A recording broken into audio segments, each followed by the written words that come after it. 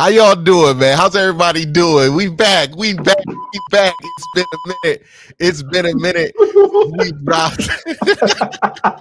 You done hit like 4 different buttons. Test your mic. I think you're on the wrong microphone right now.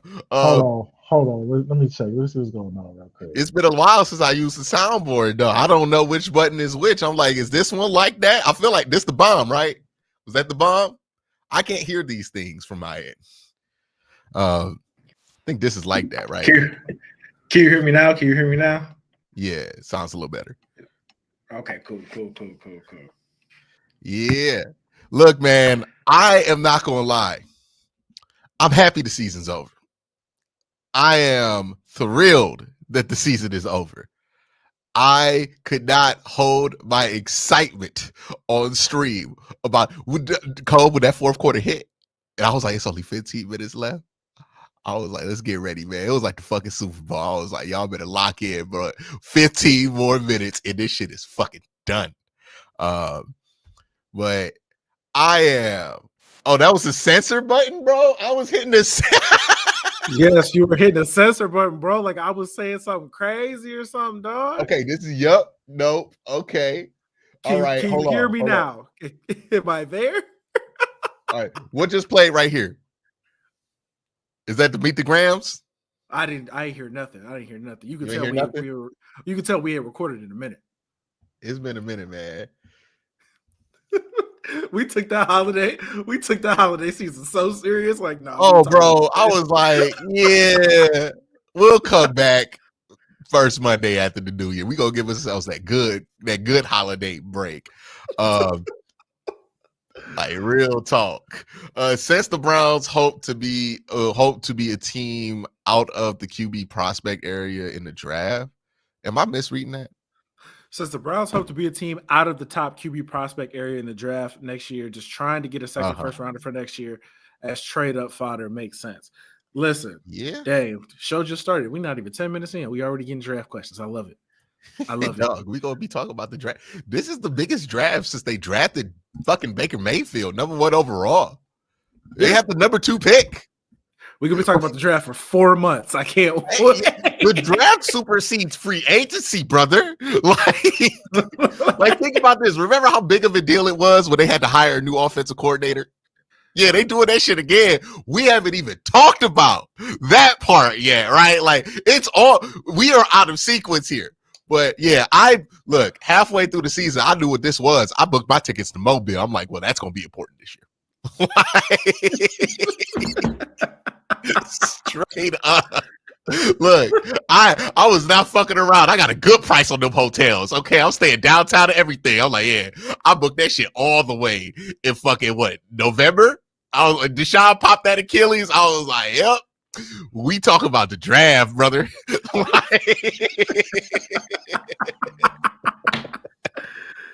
Oh man. We got a lot to talk about. One thing I want to talk about, it's kind of a draft topic, right? And it's kind of a culture topic at the same time. And I get to rant about 2 shits I don't like, right? Twitter questions and fucking football questions all at the same time. Is positional value versus best player available, the football version of the would you rather have an 800 credit score or $1 million question? Can I just give my take on positional value really quick? Can I just get it out there? Let's do it. Well, first of all, Cole, answer the question. 800 credit score or $1 million? $1 million. Okay, cool. So we are aligned on this, right? Okay. Everybody should be aligned. Everybody should be aligned on this. And this is exactly what positional value versus best player available is. Is it the idea that you could do all this dumb shit with positional value or just like get the $1 million? Like, I'd rather have the dude there. But what's your piece on best player available versus positional value? Here's the thing. Positional value is a myth. It's a myth. It's not a real thing. It's not a real thing. You know what positional value, you know what drafting based on positional value gets you? It gets Aaron Donald falling to like 15th. Or man, don't get me fucking started about that. like go back. No, this is a perfect example to revisit Browns drafts of the past. What year was that? What year did Aaron Donald get drafted? 2014. Aaron Donald was in that draft class. He went 11. He was the best player in that draft class. Everybody was worried about him being small. I saw that motherfucker sack 2 people at Duke. Okay, at the same time. Both of them had the ball. Okay, like it was a run stop, a TFL, and a sack. And everybody was telling me Jadeveon Clowney was better and Greg Robinson was better. And I was like, nah, man, that's my fucking guy. Who did the Browns? Justin Gilbert. Oh, yeah, that's Justin Gilbert. We traded back from 4 to get the 8, and then we got the Johnny Manziel pick from trading Trent Richardson the year before. Yeah, that's what positional value gets you. that because people will tell you a corner is more valuable than a defensive tackle. That's what people will tell you. But when you think like that, you get shit like that. Here's the problem with positional value. It assumes that everybody's going to be good, right? Like that positional value, I think, works if you have 3, like let's say we're trying to pick between Abdul Carter, Travis Hunter, Mason Graham. Then whatever your positional value situation might be might make sense because all 3 of those guys are good, right? Like you might be at a tie with those 3. And if you want to break the tie with positional value, like if there was a quarterback in this draft I thought was as good as a prospect as Abdul Carter, I would default to the quarterback because he's a fucking quarterback, right? But if we're just talking about, well, I think Abdul Carter is a A+ prospect, but Calvin Banks is a B+ prospect, but he plays left tackle, I'm taking Abdul Carter because that's the better player. Like there is some use for when the position does matter, but I think people just view it as, oh, well, he plays this position, it does not matter. Like Brock Bowers is a perfect example. People didn't want to draft him super early in the draft last year because he's a tight end. That's the only reason. But if he gets 1,000 yards and 10+ touchdowns, who gives a fuck what position he plays? That's a massive amount of impact, right? And that's the thing. I think offensively, we get too tied into. Jahmyr Gibbs plays running back. Does it fucking matter? Are the Lions not good? Like, go back. And I want to bring this up too. That draft that the Lions had, it was like Jahmyr Gibbs. I had Jack Campbell. I think it's the linebacker they took. Unfortunate pick. Who's the I can't think of the tight end's name right now. Oh, he's good too. He's extremely fucking good. Somebody in chat gonna bring him up.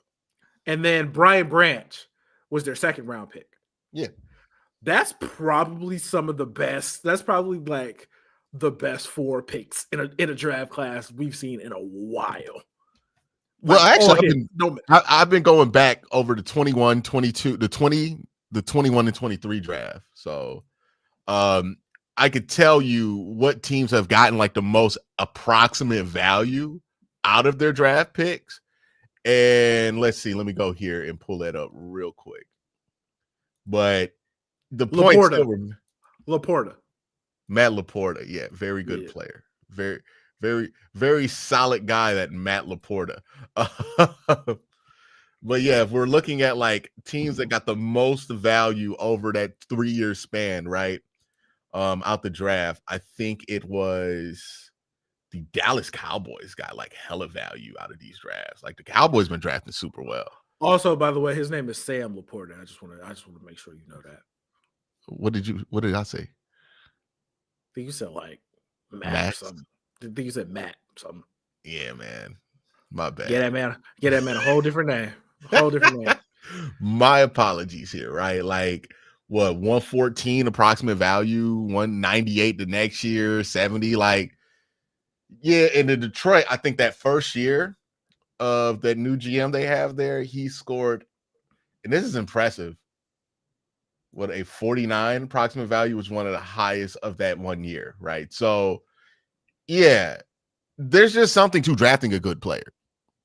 And like, the draft is this very simple thing we tend to make very complicated. If you get a good player, nobody's going to care who you didn't take with that pick. That's the one thing that people are like, well, what if Cam Ward turns into something? What if Shedeur Sanders turns into something? You don't want to draft him. Now, we can have the debate about Shedeur Sanders later on in this show, which we probably will have. But if you draft Abdul Carter and he turns into Von Miller, we don't care what you could have got. We drafted Myles Garrett in the same class that Pat Mahomes went in. We never talk about that pick. You notice the only pick we talk about with regret is the 2018 pick is with Baker Mayfield because he wasn't the best quarterback in that draft class. But you notice we never go, man, and we had a chance to go get Josh Allen at 4. like, because we don't care. We got Denzel Ward. Like, when you draft a good player, all this other shit, it doesn't matter. The reason we are so worried as Browns fans is because the Browns have done a lot of not drafting the good player over the last 20 years. Like Mike Hall. Hey, I wanted Roger Rosengard, but nobody want to hear me talk about that shit because Mike Hall looked like he's going to be good. Now, hopefully he recovered from that injury. He got an MCL tear, but... Oh, it was that MCL tear. Yeah, MCL tear. Not okay. ACL. Yeah. Okay. Now, at least it wasn't ACL. So it's just one. That was the big part, right? He's gonna be back by the start of the season. But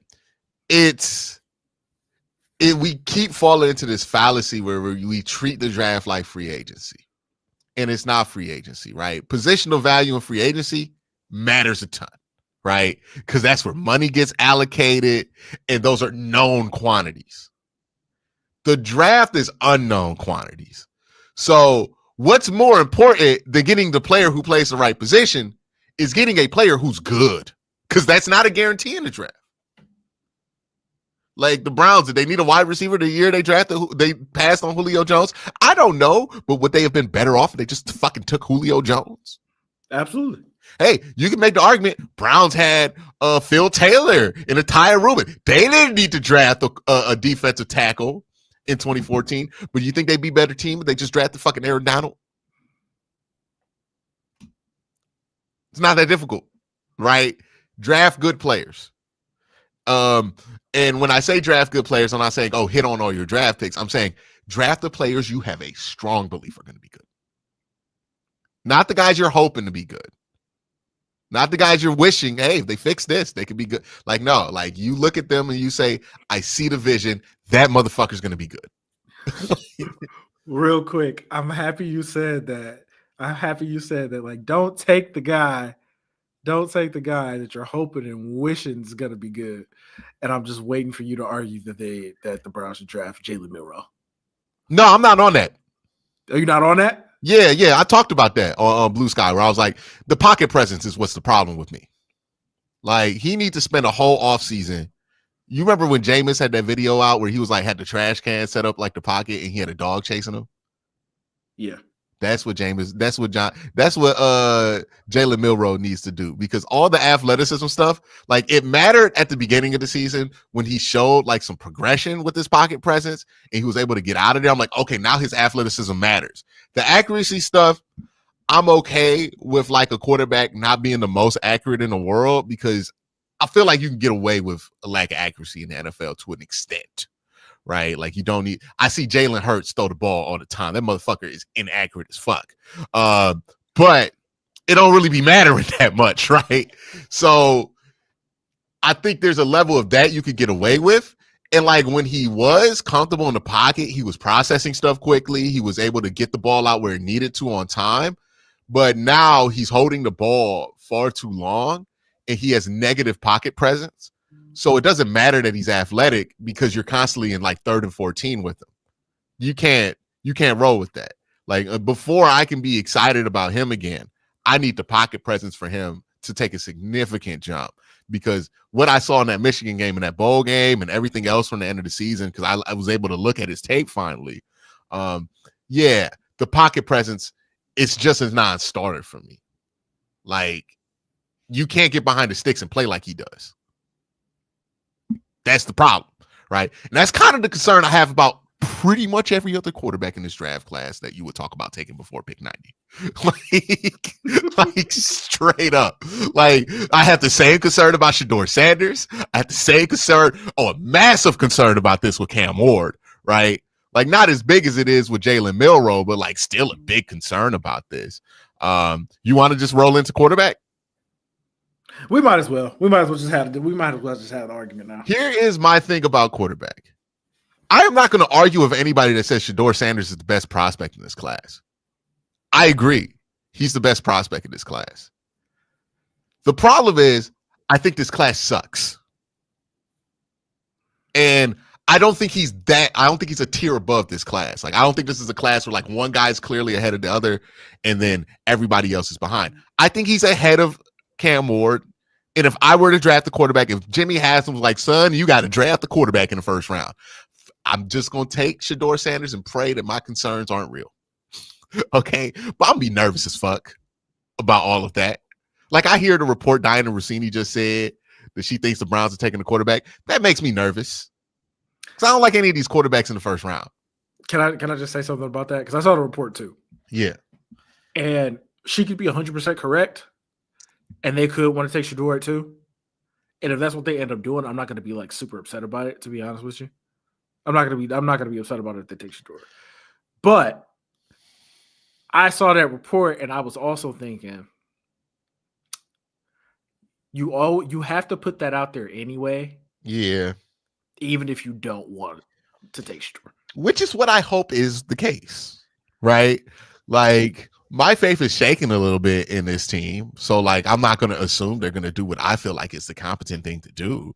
But I would hope that's the case, that Shedeur or that quarterback's not really on their radar at the top of this draft, because I feel like we're drafting hope at the quarterback position. I feel like it's a lot of hoping, like with either of these prospects. Like, it's a lot of, I hope that Cam Ward can change his game and play like this. And maybe if you put him in, like we're talking about, maybe we put Cam Ward in the same offense that he was in Miami and all of this shit. And I'm like, I don't like any of that, man. Like, that doesn't feel good to me. Especially in a year where you're talking about moving the offense back to the bread and butter of Kevin Stefanski's system. It's like, what, you want to hire Brian Johnson and run a bunch of fucking RPOs? like I'm not trying to sign up for that. Like, I'm not going to be super excited about that at all. Like, I don't see that as a thing that's working. A lot of people peg me as like, I just like Kevin Stefanski. I like Andrew Berry. I like the direction and the shit that they've done at times. And if they like it, I will agree with it. But if they do something I don't like, I'm going to say it. I would not be a fan of quarterback here. Shedeur makes more sense. His skill set translates better to what the Browns want to do. I think that the concerns about him, like, one, what's he going to run in his 40? What's his 10-yard split going to be? Are those going to be livable numbers for how he likes to play the game of football? Because it's one thing to not be a great athlete at quarterback, but he drifts so much and bounces around in the pocket so much that he's got to be a much better athlete than what it looks like he is on tape in order to do that in the NFL. That's my big concern with him. Like, he loves to drift. He does like this shortstop thing in the pocket where if he's about to throw field side, he takes like 3 steps off of the pocket direction in order to throw to the field side. That does not matter much in the Big 12 because the Big 12 has like 2 pass rushers that are good. In other conferences where there's more speed on the edge, and against NFL teams where there's going to be infinitely more speed on the edge, that kind of shit matters. That habit needs to be broken. The sack thing with him, I remember watching him at Jackson State when they had like more talent than everybody else. He still did some of the same shit that he does today in the pocket, right? Like, the pocket habits of him concern me because he has to win in the pocket. Like, Cam Ward, maybe all that crazy shit works out the pocket. Probably not. Right. But I'm not worried about his arm talent translating to the NFL. I'm not worried about Shedeur's either. I know people say that Shedeur has a weak arm. I think that's bullshit. And this goes to another part of the conversation about Shedeur and why, like, I get frustrated about the conversation, because so much of the conversation about Shedeur is about dumb shit. It's about Deion. It's about what people infer about his character. I think all of those things are positives for Shedeur. I think Deion Sanders, think about him what you will. as a businessman or as an entertainment person, he seems to be a decent role model to these kids. Like, there is no argument that he is a bad role model to these kids. Like, that's the thing that's crazy. Like, wait till you talk about Deion Sanders like he the goddamn boogeyman. I'm like, he seems like I got like 12 uncles that act like Deion Sanders. They just not rich and famous like him.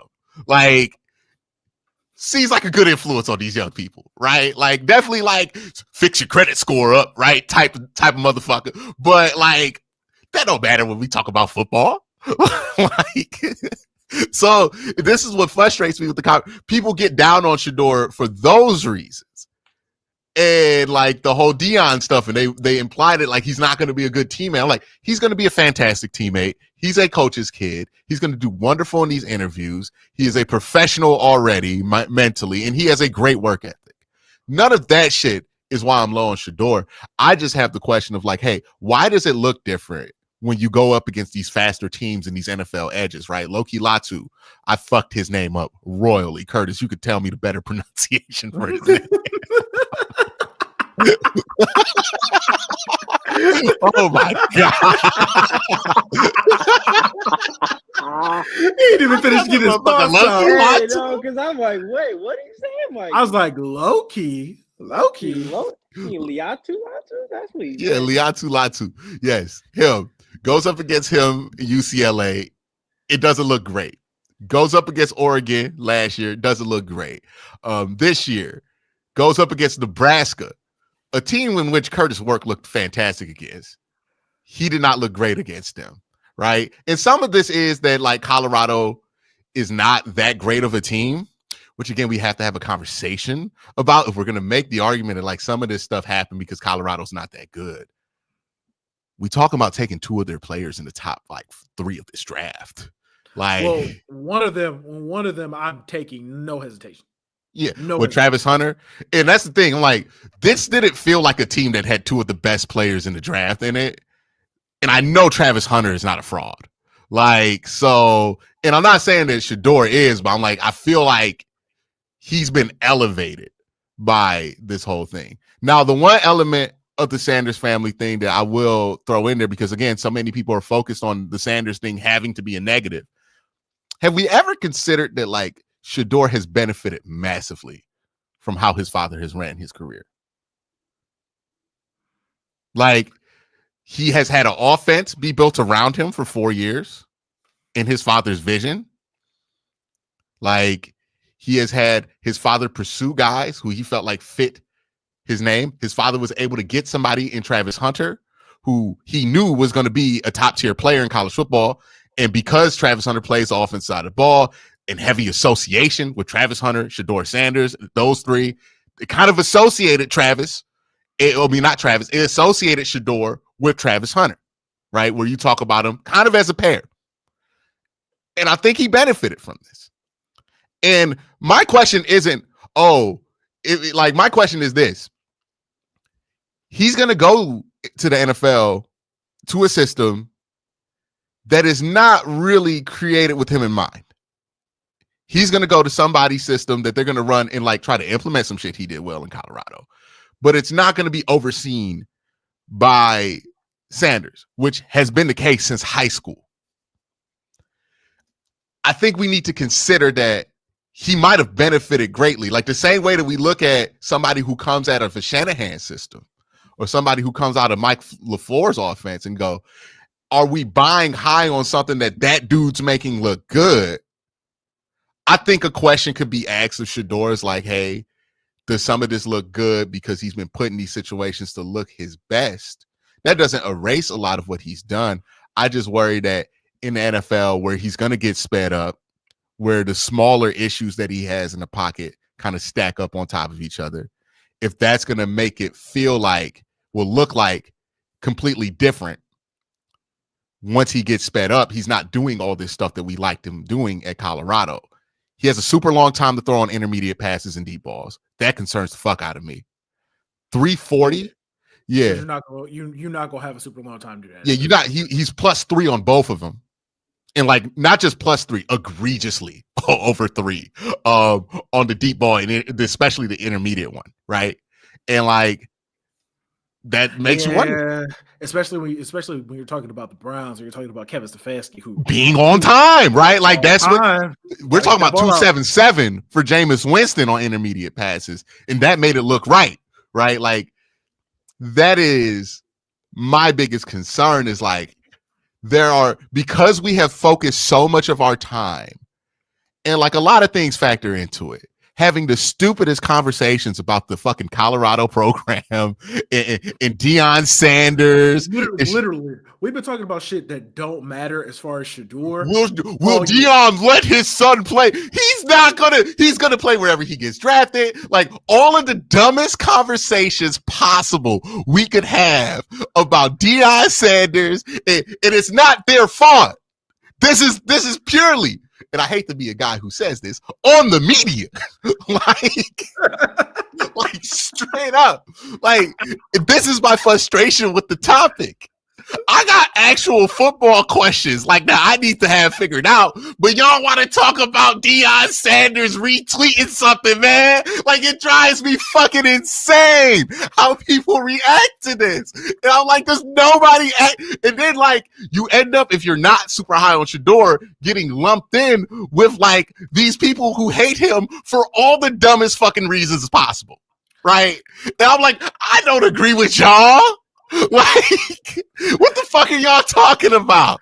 Y'all just hating.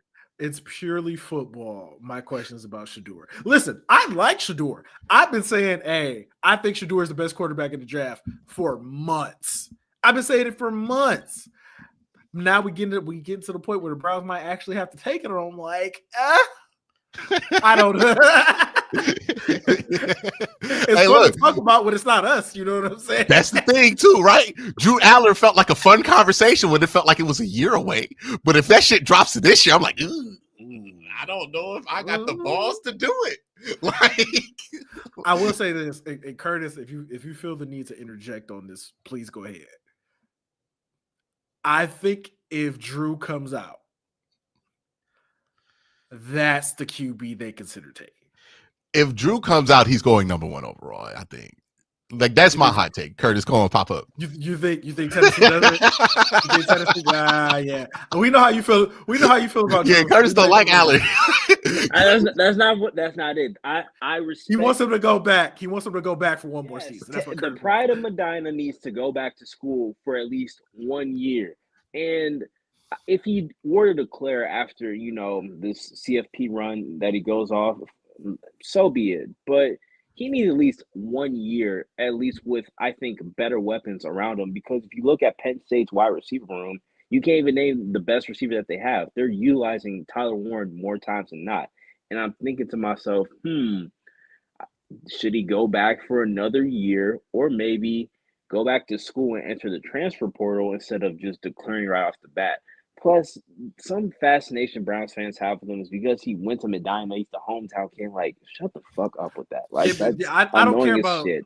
I don't care about that shit at all. I don't care about that shit at all. Because I know the Browns not gonna care about that. I think he's an intriguing prospect. I don't really care about the whole like hometown element. It's a fun story to like throw in the preseason, and like it'll make certain Browns fans feel like. I will say this: if you're looking at this from a PR perspective, that would be the gift. Because you're also trying to wean these people off of the least likable starting quarterback that you've ever had in franchise history. That's crazy. I mean, like, is it? It's crazy because it's true. like you. If there was ever a team that needed to draft a hometown hero, dog, like to fix fans' relations, like I get it. It's not a football ops thing to do, but like I could understand the appeal to somebody like Jimmy Haslam of doing that, where he's like, well, that'll get people off my fucking back, right? Like, yeah, like he checks a lot of boxes. He's 6'5". He like 240, got a cannon for an arm. He's not. He from here. He white. Like,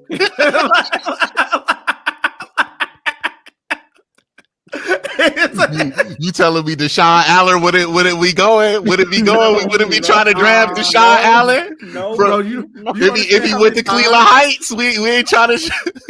We ain't trying to draft DJ Allen. That's what you telling me? Like, you know how many complaints I see about Andrew Berry having an all-black quarterback room in my in reply to my tweet? Hey, You know hey, look, y'all won that one, dog. It's gonna get integrated.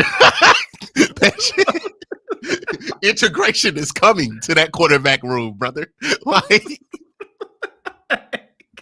he'll win drafting Drew Aller will win the entire fan base back. Browns quarterback room might look like Congress, no matter old white dudes they throw in that bitch. Okay,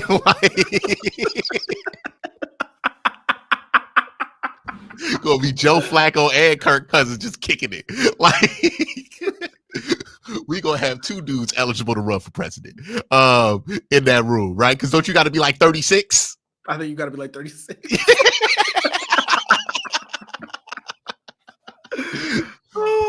Yeah, but the thing about Aller, though, like, on a serious note, he's not a bad prospect. And, like, if we're talking about projecting, Aller is probably like the high upside guy if he comes out in this draft. That's what I'm saying. That's what I'm saying. He's the project.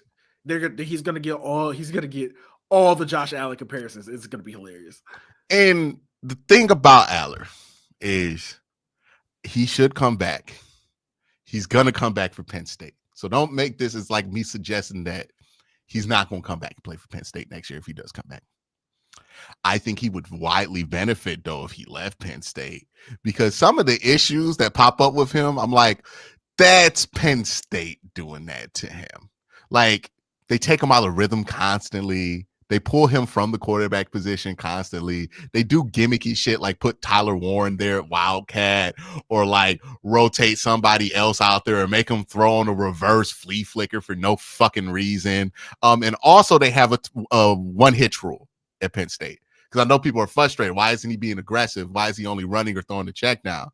That's because of the rule they have at Penn State.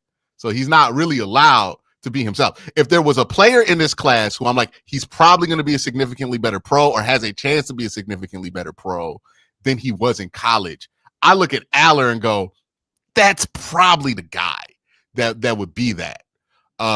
Because all I know about how Penn State operates, and from watching, I'm like, the accuracy is there. He sees things well. He doesn't really panic under pressure. Like, again, man, I wouldn't feel like amazing. Like, I wouldn't be doing backflips like I would if the Browns. Remember how I felt about, like, what's his name? Jada Daniels. So I was like, that is a Stefanski pantry candidate right there. Like, put him in the thing. Like, I'm not that excited about it, but I wouldn't be pessimistic about it. Like, I would be like, I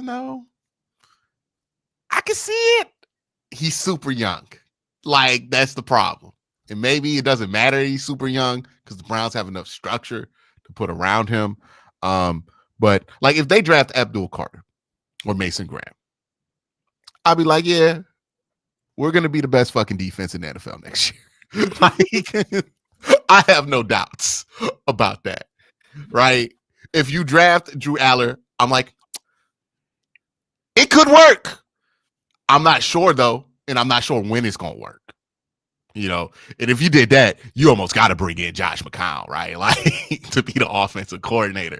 Like that's what you need to do. Ask Josh McCown who he likes, because that motherfucker don't be missing. Okay, like, you're talking about Cleveland Browns offensive coordinator Josh McCown. You talking about that Josh McCown?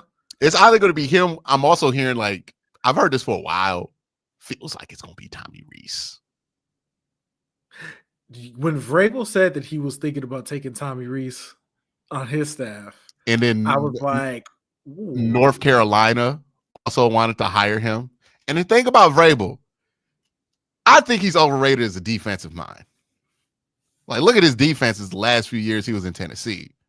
Not great. But look at the offensive coordinators he's hired. Arthur Smith, who we found out was actually good this year. And then Matt LaFleur.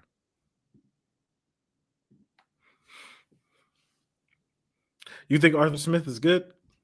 Yeah, Arthur Smith is not bad. Oh yeah, we got to revisit that. We got to revisit that. Look, man, Russ sucks. The Steelers don't have good offensive personnel, but think about it. Them motherfuckers won 10 games. Like, and at some, Yeah, and in a certain point, that offense looked decent, and that offense is ass. They running fucking. Who's their second wide receiver out there with Van Jefferson? Van Jefferson. Yeah, man. The fact that they were able to produce anything that felt like a non-terrible offense with that group of players, yeah, man, he's good. Like Arthur Smith is. You know what? I watched Desmond Ridder play without Arthur Smith, and he looks so much worse. So I'm like, maybe that motherfucker's not bad. Maybe he just got saddled with fucking Desmond Ridder and Russell Wilson. Okay, like Ryan Tannehill was an MVP candidate under him. That is the biggest flex you can have, dog. Like, yeah, like, that's true. That's true. Like, nah, he's actually good at his job. He's been in some very unfortunate spots, but I think he's been good there. Listen, I want to revisit when you said they were going to win a playoff game this year, and I'm just like, oh no, they ain't gonna do that now, dog. They look real one round outie. Only thing that's saving them is that they're playing a division opponent. And the Ravens, like, I don't know if you watch a lot of Ravens Steelers game in the Lamar era. They're the Ravens weird. be fucking up versus the Steelers a lot. Yeah, they do. Okay. It's like it has nothing to do with. It has nothing to do with talent either, because the Ravens are always the more talented. They're always team. better. Yeah, it's They're never been better. one case that the Ravens haven't walked into that game with Lamar Jackson and been the worst team. No, they just be losing that game, dog. Like, I don't know what's going on. I don't know what's going on. But the Steelers, there's no way the Steelers should win that game. There's no way they should win that game. Lamar could do one of them things, dog. Because like we talk about Lamar versus the Steelers, and it's the playoffs, and that's when all the funky Lamar shit happens. And look, I am Lamar guy. I think Lamar should have his third MVP. I think it's ridiculous that this conversation is going on. But I've also watched this motherfucker's playoff games, dog. And yeah, something be going on. Like I've watched him play versus the Steelers. And yeah, so this is the ultimate get the monkey off his back like game. And I don't trust Lamar in those kind of situations. I'm gonna be honest with you. He real Peyton Manning to me. Oh. Yeah. I feel the same exact way. Don't you? I don't want I want my dog to get that. I don't want him to have that stink on him. Nah, not man, that you know it's nasty, right? You know it's nasty. Pat Mahomes is most definitely Tom because we are not impressed at all with them. And we are just like, they're going to win their third championship in a row, aren't they? He's going to get 4 of them motherfuckers, isn't he? If you don't believe in them, put your money on it. Yeah. Yeah. Put your money on it. Look, I haven't said it go playoff time. It's Pat. Because people are like, it should have happened. It's Pat Mahomes, dog. Like, you know what pissed me off? It really should have happened last year. It really should have. And the Ravens just fumbled it away. It's Pat.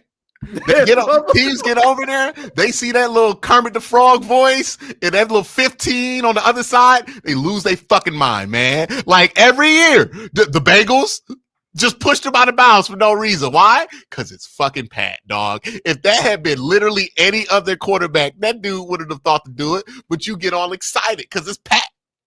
You want to shut Pat up. And it's like, nah, now you're going to fuck up. Just like it happened for Tom. It's disgusting. Okay? he is already about to dethrone Tom Brady as the greatest quarterback I've ever seen in my life. And like Tom just retired 2 years ago, dog. Like Tom was still getting 4,000, 5,000 yards late in the career too. Yeah, and all that shit don't fucking matter, dog, because it's Pat. Like Pat might get 8. Like, might be the first quarterback to get 3 in a row. It's fucking gross. Okay.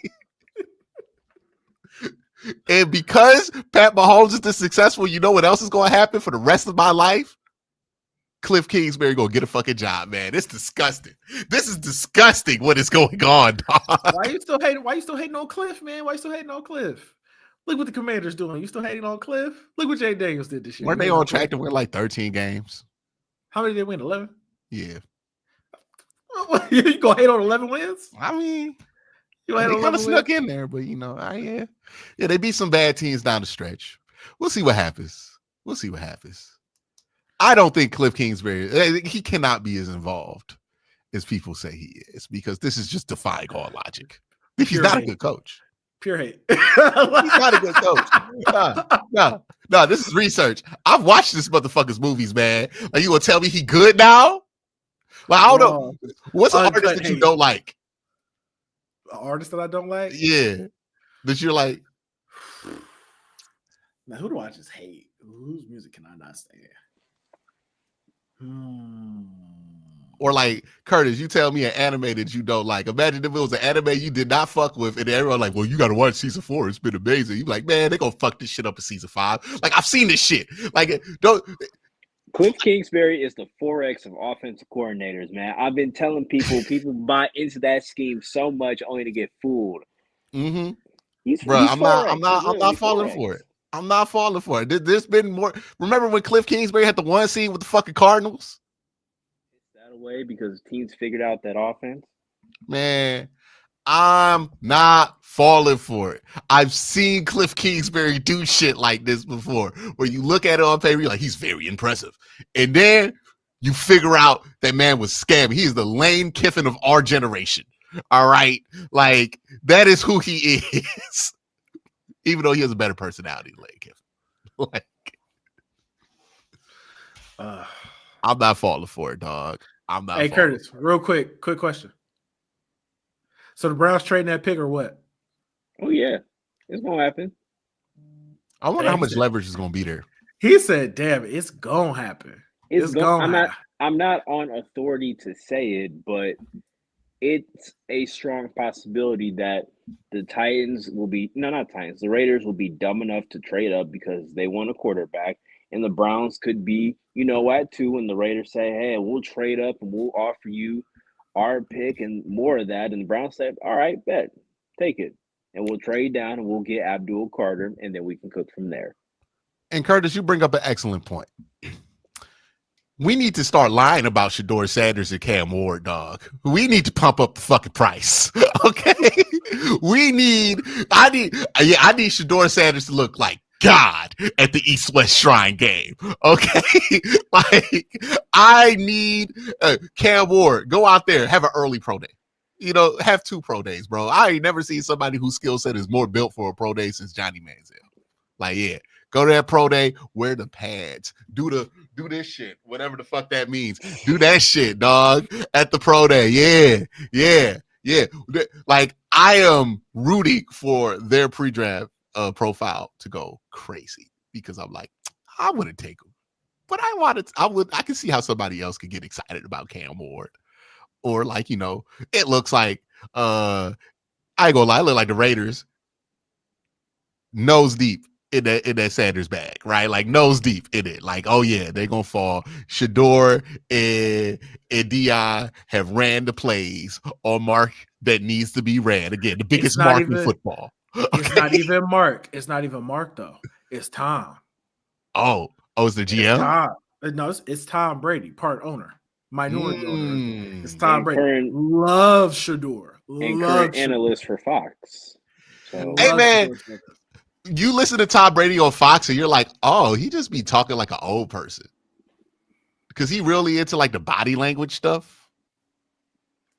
And I'm like, you got to give it some credence because, he the GOAT for now.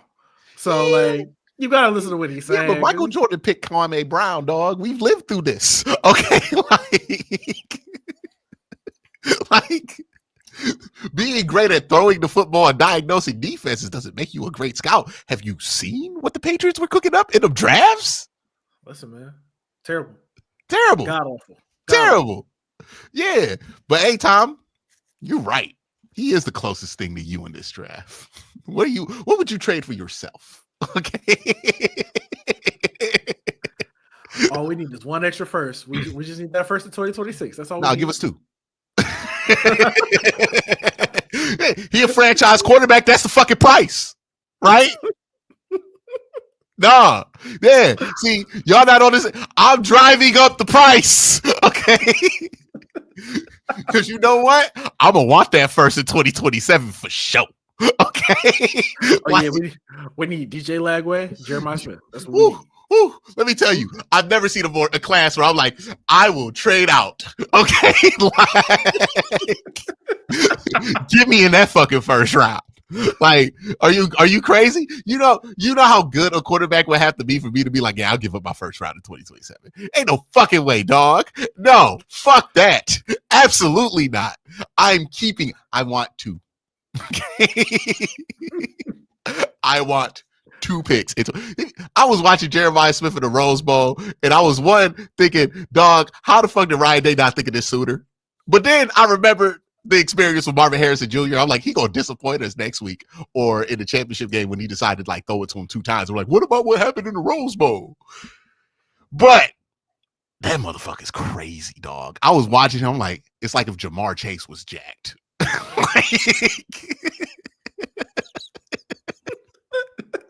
Like, not just like, it's like if Jamar Chase was jacked. I'm not talking about LSU Jamar Chase. I'm like, yo, it's like if Jamar Chase was in the league now and gained 15 pounds of muscle and then he was playing college kids. And he's fucking 18. He's so much better than everybody else, dog. He's so much better than everybody else. I'm like, I thought Marvin Harrison Jr. was as good as a wide receiver prospect as I would ever see. I was wrong. Okay. I was wrong. They just churn them out. They churn them out at OSU, bro. This ain't nothing like OSU is churned out. They got Jamar Chase and Terrell Owens' body at fucking 18 years old. I be watching. I was like, bro, this is by far the best receiver they've ever had. It's the crowd that covers. By far, it's not even hyperbole. Like, he's by far the best wide receiver they have. We be looking at. I was like, why has the stock dropped so far on the Mecca Ibuka? It's because you got to watch Jeremiah Smith to watch Ohio State tape, and you just like, who the fuck is for? Okay. Every time you watch their tape, you're like, who is this for? And like, people want Will Howard. I'm like, and he's playing with the greatest wide receiver I've ever seen in my life in the college level right now. Hey, he could not play another game. He will be whatever pick he should be. Like, his draft stock's already maxed out. Like, he's incredible, bro. He's incredible. Yeah. Only way to describe it. He's incredible. That dude is nice. Okay. And like, he did that to Oregon, dog. They got like 12 NFL players on that team. Belt to ass. Do you hear me? Belt to ass. It was like a cheat code. It was like they was holding back because they wanted to make the games fun. And they was like, you know what? We cheated now. Let's just throw it to Jeremiah Smith. Which, hey, look, here's how you know Jeremiah Smith is like that. Very likely will carry Ryan Day to a national championship. And make it so that Ohio State fans will have to deal with Ryan Day for the rest of their lives. All you got to do is get past Texas. You get past Texas, you're pretty much good. Oh, yeah. Jahdae Barron? Hey, bruh, call out. Call out. Do not get yourself Sean Waded. Jahdae, you've worked so fucking hard, bro. Like, he was like a 3rd round pick last year. People was like, he's a slot guy. And now he's already being talked up in the early 2nd round, late 1st conversations. He done won the best quarterback in the country award. Call out, brother, because they're going to see that man get 4 on you, and they're going to not want to draft you in the top 100 no more. Hey, so Trey, great point. Jeremiah Smith on offense, Caleb Downs on defense. Generational. Generational. Hey, I'm talking about 2 top 5 picks. Back-to-back years, right? Back-to-back years, because Caleb come out next year. Yeah. Hey, top 5. And then what, Caleb Downs is an elite punt returner too? Yeah, generational shit, man. I'm going to throw it out there now. Raiders give us their 1st round pick for 2026. Caleb Downs. Hey, and like, think about this. I understand why they had to tell Dylan Raiola to kick rocks, bro. like Dylan Raiola might very well be a top 5 pick. But I don't know why he felt like he couldn't make that work with Jeremiah Smith. I don't know why he didn't want to pair that up with him. But honestly, that makes me not want to draft him because your decision making is terrible. Okay, like what in the world were you thinking, son? Like, horrible decision making, terrible. What? You could have been paired up with that for 3 years? Brother, people are in my comments daily talking about drafting Will Howard in the 3rd fucking round just because Jeremiah Smith exists. Okay? Will Howard in the 3rd round is crazy.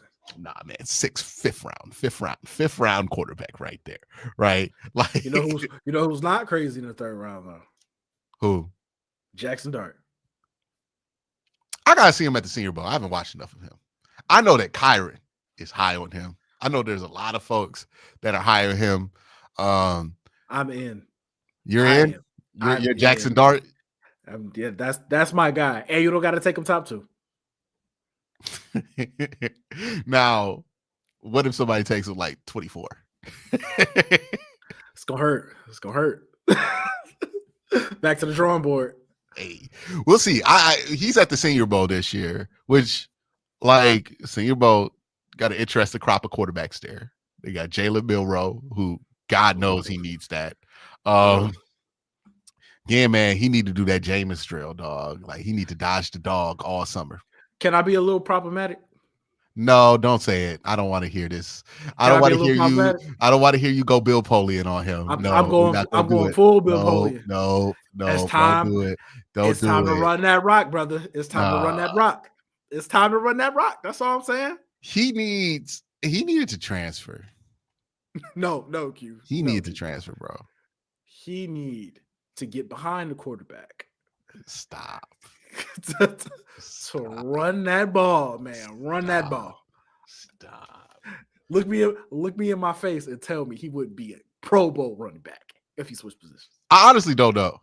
Because like reading the running game from the quarterback position and doing it from the running back position is completely different because you get the extra blocker when you're a quarterback. But I think really what he projects to be at this point is like the most athletic version of Taysom Hill you've ever seen. Like, he can't be a full-time quarterback right now, as he currently looks, because the pocket presence stuff is just so terrible. Like, he takes so many bad sacks. And look, there's not a single quarterback in the top 100 conversation of this draft that does not do that, right? Like, we saw Shador at the Alamo Bowl take one of the nastiest sacks I have ever seen. That motherfucker was at the 2 at the goal line, and it got all the way back to the 30. I was like, what the fuck were you thinking? I was so mad. I was like, hey, bro, you can't do that. I'm sorry. Nah, that was nasty. That's something you just can't do. Yeah, and he's got more than one of those on his tape. So it's something that, yeah, he's young, but like the amount of growth in his pocket presence that needs to happen is it's not going to happen while you're not playing football, right? Like it has to happen while you playing football, and like he can't just play in the spring and be on an NFL team, which would have been an option. He can't, like, he needed to go transfer somewhere where there's not going to be as much pressure to win, so they could just throw that motherfucker 50 times so he can just get used to being in the pocket. But because at Alabama, if he came back, he would have been doing the same thing, which is like throw the ball 20 times. 10 of those times are going to be on design, like extended handoffs. And then the other 10, we're going to actually have you throw. He needs more reps in the pocket. He doesn't feel comfortable or natural in the pocket. I was like, that's somebody who needs to like transfer to like Missouri, and we kind of forget about him for a year. And then we come back and draft like, oh, he's actually made some positive steps because he just was able to throw the ball 40 times a game over there. But yeah, he's not going to get them reps now in the NFL. So maybe if he did that, there was a chance that he could be, because the athleticism is amazing and his throw on the run can be pretty good at times. But now I'm like, well, if you draft him, the downside, well, the upside with him is like, maybe he's Jalen Hurts. I doubt it. But also, maybe you could get a crazy kick return. He could do kick returns. I would want to try him out a kick return because it's basically a quarterback run. You want to draft a quarterback and have him return kicks? That's the problem. I didn't say I want to draft him. Okay. What if you see Jalen Milroe pop up in one of my mocks? Like, it's been a while, right? It's been a while. It's been since that bowl game where I'm like, okay, no, not doing this. I've been proud of you. I was like, oh, okay, he figured it out. Yeah, like, not doing this. You say you want him to return kicks. That sounds like a running back to me, brother. I mean, he's a slash guy. And I don't like slash guys, period. But that's where he's at. He's a slash guy. He's a guy who could throw the ball, a guy who could run the ball, a guy who could return kicks. He's big enough to block a motherfucker. Like, Q, when I'm telling you, he's positionless. Because I don't see him as a full-time running back because he doesn't run like a running back. Like, he has these big, tremendous runs, but he's not like, who runs like a running back that's a quarterback? I'm trying to think. Definitely not Lamar. No. Definitely not Lamar. Definitely not Josh Allen. You know what? Jalen Hurts kind of runs like a running back. A little bit. Yeah. Where like he be going up the A gap and shit. That's not how Jalen Milroe runs, though. Jalen Milroe like to get to the boundary, right? And then outrun people. He's not, let me cut up the gap and do this. He's let me eat off read option where I have the choice to make the decision. So I don't think he would be a good running back. I think he is an athlete, like a top tier athlete. But I think you have to kind of use him like you might threaten to run with him in order to get the run benefits from him. But yeah, man, absolutely. Like someone brought up Anthony Richardson. No, Anthony Richardson was better in the pocket. Like, if he was better in the pocket, we could have those same conversations we had about Anthony Richardson. And the arm talent Anthony Richardson possessed and Jalen Milroe possess, two different planes. Yeah. Like, I have worries about his arm strength. I have no concerns about Anthony Richardson's arm strength. I honestly think his arm is too strong, and it makes him think he can do things he can't.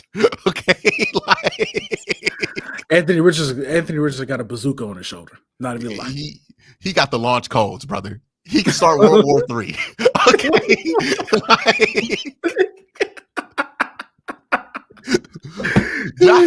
Josh Allen has a bazooka.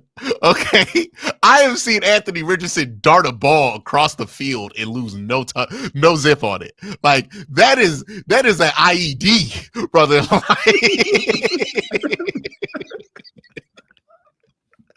Like, what do you mean?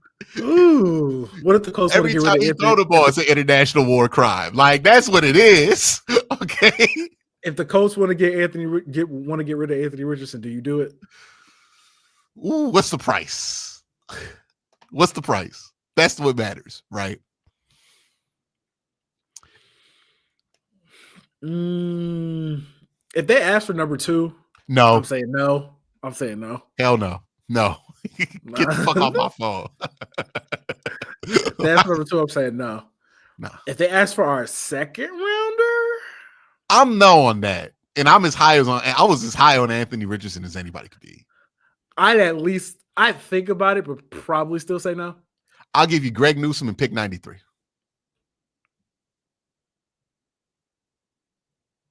Yeah. And take that deal now because I'm not sure about it. Okay. like he's got so many things he has to work on, bro. So many things he has to work on. I'll take a chance on fixing it. But I'm not about to mortgage the future of the franchise on it. No, you're not getting my Yeah, we just got these people off of Deshaun, brother. Like go from Deshaun to Anthony Richardson, that's not gonna go over well. Yeah, man. Like it's not going. Well, I mean, like they have nothing in common. Like, let's make that point very clear. I mean, obviously, they have nothing in common. Obviously, yeah. I'm just saying, on the field, like people not gonna like that. They're not gonna like that.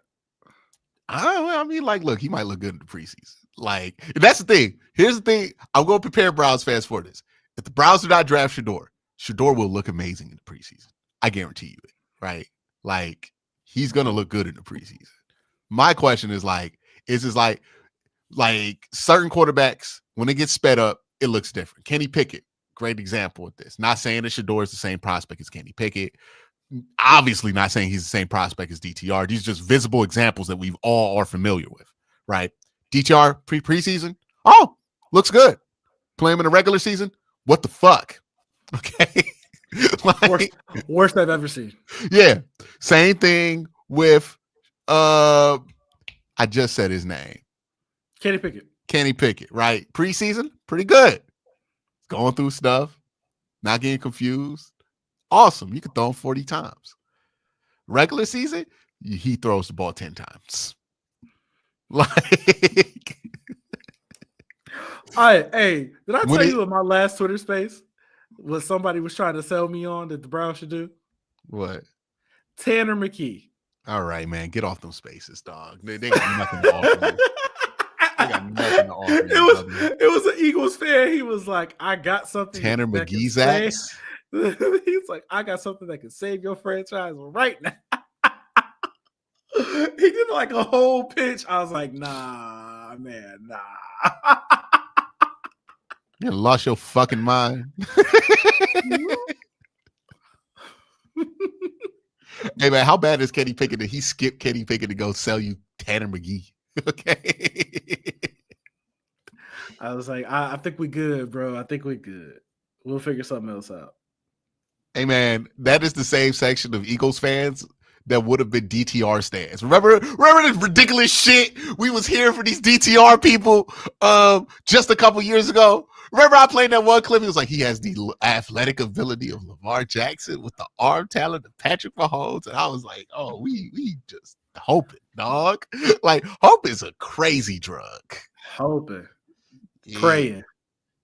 And see, Browns fans, every time we get caught up on this hope drug, y'all get mad at me because I did this with Jameis too, right? Where everybody was like, oh yeah, Jameis could be this and that. I don't know. And what was I sitting here being like, Jameis is going to be Jameis. Okay. Y'all need to stop hoping for shit with Jameis. People been hoping for Jameis for 13 years. Okay. That motherfucker going to do what he's always done. And then what happened? He went full Jameis on us. Everybody was surprised. I'm just like, how did we not see this coming? That's Jameis Winston. Okay. Like, there's no way Jameis Winston throwing interceptions caught you off guard. Like, there's no shot. How did we not see this coming? Every time, bro. Every time. Hey, wait, hold on. Face to safely said, to be fair, you put out a video titled, Can Jameis be the next Geno? And the answer was no. Okay. The answer at the end of that video was probably not. Okay.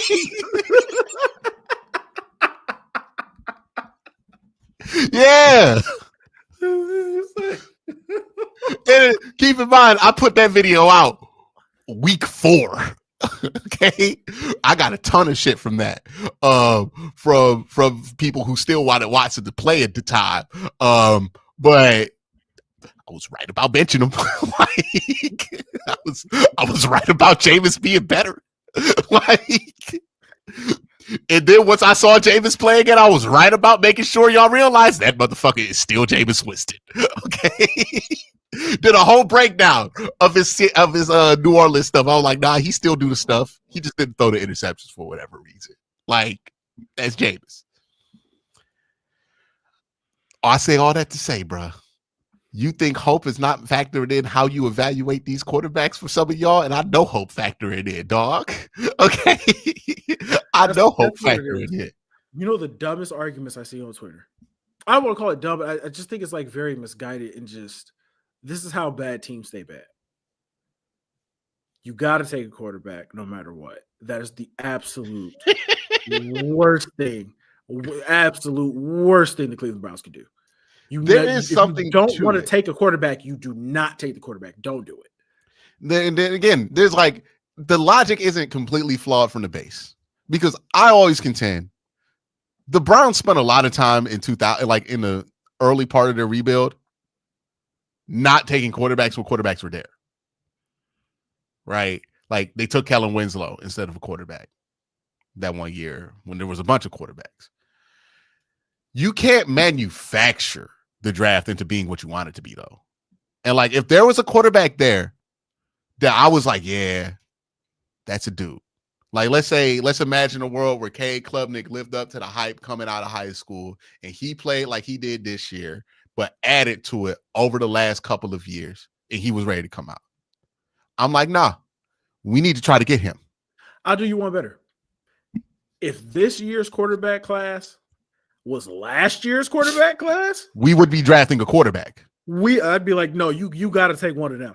Like we would be sounding the exact out. If this was last year's quarterback class and Caleb Williams and Drake May and Jaden Daniels, we would be arguing about Drake May or Jaden Daniels, and it would be nasty. But like, it would be a nasty argument. Because then I would have won, by the way. What, with Drake May? Mm-hmm. Jaden Daniels? You was gonna argue for Caleb though. Yeah, but Caleb would have went 1. We got the 2 pick. True. We'd be arguing between Jay Daniels and yeah. Caleb wouldn't be a factor. That motherfucker was going 1. Like, I'd be like, that's okay. I want Drake. And I would have been like, nah, man, I think Jaden's more the fit, even though he's older. Like, you look at what's the fast, like, because like when I watched Jaden Daniels, I'm like, this is what the people who were crazy about DTR saw in DTR. You're like, okay, yeah, that's probably what the Browns want at quarterback. Somebody who can stand in there, deliver, deal, throw quickly, on time, and run. Yeah, I mean, who doesn't want that? But I think that's what they would have took. Hey, look, if they had to take Drake May, I'm sure they would have took Drake May.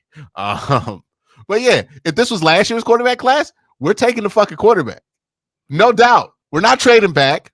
We're taking the quarterback, and we're going with it. We're not talking about taking the best positional player because one of the best players on the board plays fucking quarterback. That is not this year. Even the people who, all respect to their work, love Shedeur Sanders are still like, I'd be fine with it if we took Shedeur Sanders, right? Like, it ain't Drake. It ain't Drake May last year. It ain't Jaden Daniels last year. You know, this feels more like Teddy Bridgewater versus Johnny Manziel. And yeah, obviously, Teddy Bridgewater's the one you draft if you go draft one. We drafted Johnny Manziel, of course, in 2014. Like, I think that's what, like, that's my comp for Shedeur. I'm like, he reminds me of like Teddy Bridgewater post knee surgery. Where I'm like, I wonder if that athletic ability is going to be enough for him to like have these habits. And like, I think he can change them because when he stays in the pocket, he works over the middle of the field. That's when I'm most convinced on him. When I'm like, he can deal. And even against Nebraska, he did some of that. It's just like, bro, he drifts a lot. He rolls out a lot. And he's going to take so many sacks early on in his career. I don't know if he recovers from that. So that's the big thing with him. You know who I wouldn't be worried about? Abdul Carter. Are you on the Abdul train with me? Listen. I still, to be fair though, I still got to get through Travis Hunter tape. I still got to get through Will Johnson tape. I still got to get through Mason Graham tape. So I might end up as high as them as I am on Abdul Carter. But man, I have no problem taking Abdul Carter at 2 if it comes down to it. Like if nobody wants to give us what we want, okay. Like, ooh, man. This is where I'm at with it. I'm a big Mason Graham guy. Mm-hmm. Big Mason Graham guy. I think he is like there's no such thing as a quote unquote can't miss prospect in the draft. There's always a chance it might not work out. However, he's not going to be unplayable. But like I don't think you gonna miss on Mason Graham. I think bare minimum he gonna be a really good defensive tackle, and if he reaches his potential, he's gonna be a great defensive tackle. Like if you drafted Mason Graham 13 overall, you can't miss because he will live up to the 13th pick in the draft or the 10th pick in the draft. When you draft him in the top 10, then you start like he got to be like Jeffrey Simmons good, right? Like, and that's or Chris Jones good, right? And that's a high bar to live up to. But like if you just need him to be pretty damn good, yeah, he's gonna be pretty damn good. I'm pretty sure of it. Upside past that, you gotta see what he measures in. His length is gonna be a question, right? You know, his RAS score is gonna matter, but yeah, he's gonna be good. But Abdul Carter is the guy I look at. I'm like, I mean, like I gotta look at Travis Hunter's tape because I hear the same things about him. But like when I look at him, I'm like on the edge, yeah, he could be a Hall of Famer if he if a couple of things pop his way. he could be really Damn. good. Yeah. Damn, Hall of Famer.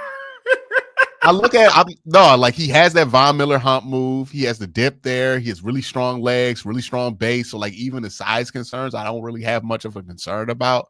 The length might be a little bit of an issue. He doesn't look like he's a super long arm guy, but it doesn't really matter because he's so good with his arms.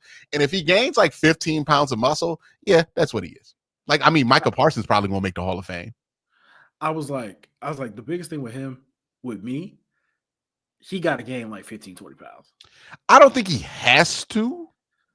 Like, I think he'll be like, if he showed up in the NFL today, he has enough in his bag with his athletic ability. His dip is unbelievable. His bend is even better. That he could get like 8 sacks with a good defense. Day one. I think he can get more than that, especially if he's playing. Now, if he's playing opposite of Miles, he might have one of them years where, like, hey man, I know he has 20, but Miles is the best player on the team. It's like, yeah, man, I know he got 17, but like he really eating on Miles, man. Like, it's really a Shaq and Kobe situation, dog. Like, Shaq's still the MVP. Like, are you saying that Abdul gonna be our TJ Watt? Oh, our cleanup guy? No, because Abdul has actual bend. TJ doesn't. Like, but at worst, I think he's Brian Burns. Like, I think that's at worst he's him. Like, undersized a little bit, but okay. Like, still don't really matter that much. I think at best he's Von Miller. Like, that's where I go. I know a lot of people go Micah. I don't think you move him around as much as Micah. I think you let him sit wide 9 a lot. And you put him on the same side as Miles. And you let Isaiah McGuire hold down the other side so he can contain and be strong. Or Alex Wright is perfect for that, right? Play that power forward position, the 4-eye. And then you could just have Abdul playing off of whatever shoulder Miles doesn't want to. And imagine trying to account for that amount of bend on one side. Everybody's going to run the other way. And then you could start putting Abdul on the other side once they start running the other way so he can run right into him. And they ain't going to be able to do shit about that, bro. I'll put it out there. I'll put it out there. Neither of us. Knock on wood. Hopefully JOK comes back. And then you just lethal, dog. Yeah, we'll see what's going on with the JOK situation because it don't sound the greatest, but I don't know. They hoping, and I'm worried about that. Like once they use the word hope, I'm like, oh shit, yeah, hope is crazy. Yeah. Hope means that something went wrong. But I'll put it out there. And we don't have sources, right? But I did hear, like, if there was, let's just say hypothetically, these are Jalen Jacoby sources. Yeah, Jalen Jacoby sources. What you hear is gonna come true, but we didn't break it. Okay, you know what I'm saying? If there was like a short list of players that the Cleveland Browns are very interested in drafting, it would probably be, I know Abdul Carter's in there. Mm-hmm. Travis Hunter's in there, obviously. Mason Graham is in there. Will Johnson is in there. Kelvin Banks is in there. And I think Shamar Stewart is in there. So that's like the short list, I think, of guys that they will want to draft. I don't think a quarterback is part of that right now. Now, obviously, I could be wrong. We need to pump up the stock, I could be wrong. They could just be trying to make sure a team has to come get him. You know what I'm saying? And you actually have to give up something significant if you want to take Shedeur at number 2. That could be the plan. But we'll see. It's a long time between now and the draft. There's a lot of time. And I think also you're getting a rush of the Browns are going to go after quarterback because the national media is finally like catching on that the Browns aren't going to fucking bring back Deshaun Watson because they were pretending like that was going to be the case. And I always contended, how the fuck that motherfucker going to compete for a starting job with the torn Achilles? Like, did nobody smell the lie on that one when the Browns put that out? We're like, yeah, Deshaun's going to compete for the starting job. How in a boot? Like, you gonna compete at 7-on-7s? Like, that's not real, dog. They wasn't planning on really bringing him back. And now that he's had this setback to his Achilles injury, which I do believe to be a legitimate one, because it seems like right around the time where if you had such a thing, it would pop up, right? Because you hear people talk about when you transition from like getting out the boot and actually walking, it's really easy to fuck up your Achilles again. And he was out the boot and walking. We got photo evidence of that. He was bragging about it on social media, actually, which makes this whole thing just tragic or hilarious, however you want to look at it, man. Like, it's something. But yeah, so I do think his setback is legitimate. I've heard they don't know if surgery is going to be required, but it's not off the table. Yeah, he's not playing in 2025. Like, he's on pup for the rest of 2025, and he's played his last snap as a Cleveland Brown. And again, somebody pointed this out. Hey, man, you know how bad your setback got to be for the Browns to announce it? Because the Browns don't announce it. They don't let you know about shit, bro. But they let us know that there's a setback. Hey, they try to sell season tickets. Okay, that's what they're trying to do. Oh, man. Yeah, but the setback there, and I think that got the national media to be like, oh, the Browns are going to go after quarterback because they are going to give up on Deshaun. We have been off of that train for a long time, at least on this show. When was the last time we thought Deshaun could come back, be the starter next year? Like week 6? Raiders game? Last time I was giving that an inkling of hope. It's probably like the Raiders game, bro. Because after he got hurt, I said he's never playing here again. No, after the Commanders game, I was done. I was like, there's no shot this continues to next year. I just want to throw out post Commanders game, my favorite pod that we've ever done. I was out. Like that, the second I fired up that, and Curtis, you could pop up on here too. But the second I fired up that all 22 after that Commanders game, and honestly, there was a clip of me at halftime where somebody was like, Deshaun made like a decent throw in the end zone, and they were like, "See, it's not all him." I was like, "Bro, he got 3 completions right now. What the fuck are you talking about?" Like, I was pretty done during the Commanders game by the time we got to halftime. But once I fired up that all 22, I was like, this is never going to work. We had a whole plan for that pod. And we just threw it out the window. We couldn't even. Like, that one screenshot derailed. Oh my god! Before I go any further, we got some breaking news. I need a breaking news sound bar or something. I don't know. Hold on, wait. Clues bomb? Is that it? Did I drop it? Yeah, no. Drop the flex bomb or something. Okay, how about that? I don't hear nothing. I don't hear it. All right, I'll fix this shit later.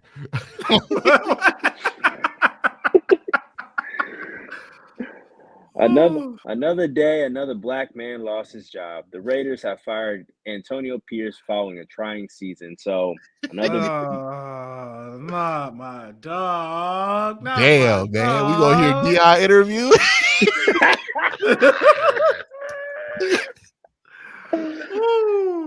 Damn. Hey, ain't one of these teams trying to hire John Gruden? I've heard. Look, all I heard from a source that I was talking to on Sunday, they said that teams are poking around. That's all I'm saying. That's what I'm hearing. Antonio, not my dog, man. Whew. Got that job and lost it just that quick. I told y'all that shit was gonna happen. I said it was gonna happen because the hires he made. Yeah, I said I was right there. I was shitting on the parade, dog. Everybody was so happy about Antonio Pierce. I was like, did y'all not hear what he said? I was like, damn, you see a black man get a job, you start hating, huh? Yeah, you thought I was out here betraying the ancestors and shit. I'm like, bro, he just put the whole thing on goddamn Robert Spillane. This is not your. I promise you, this brother ain't with you. Okay, like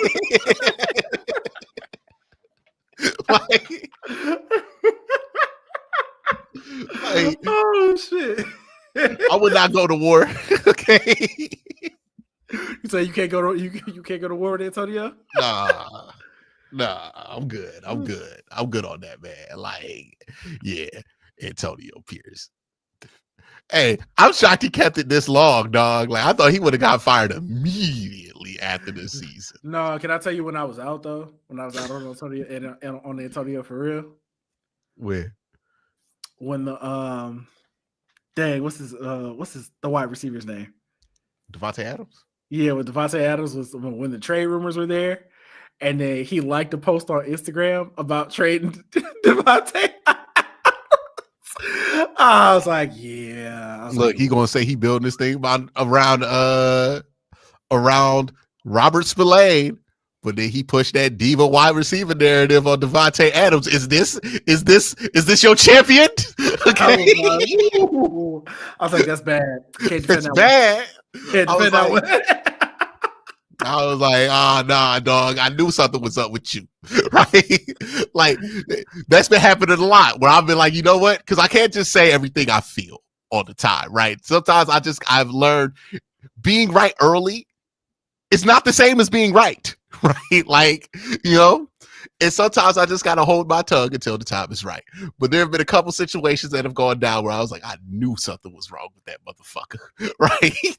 Like, building the defense around Robert Spillane. Yeah. I tried my best to ignore that one. I was like, no. Once he said that one, I was like, I'm out. I was out the first game everybody was in. Like, for the exact opposite reason everybody was in. I was like, nah, I'm good. Like, what?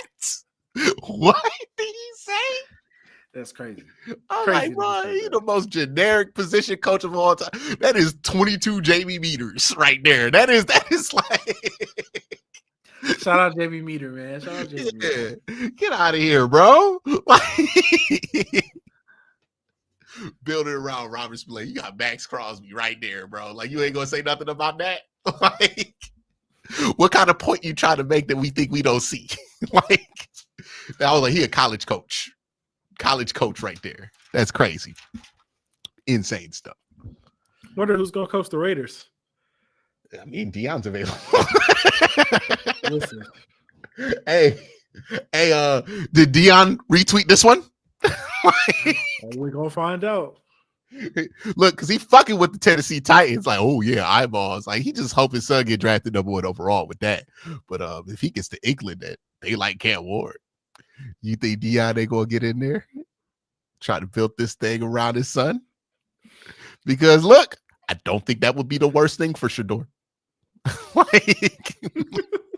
like again, I operate under a different assumption. Everybody else goes, Deion bad. Ooh, scary Deion. Like, he's too involved. It's LeVar Ball. I'm like, shut up. He's not LeVar Ball. Okay. And even LeVar Ball, was it really a bad thing what LeVar was doing, or were you just annoyed? Like, people were just annoyed. That's all it was. Yeah. I'm like, annoyed. Seems like LeVar is a pretty nice guy. Sounds like he pretty much adopted a kid to help him discover his dreams and shit for basketball. I'm like, doesn't seem like the worst person. Like, I don't fuck with everything he's ever done, but like, yeah, I don't think he's a bad person. like, he's annoying as fuck, but like, yeah, he's LeVar Ball. Seems like a solid enough man.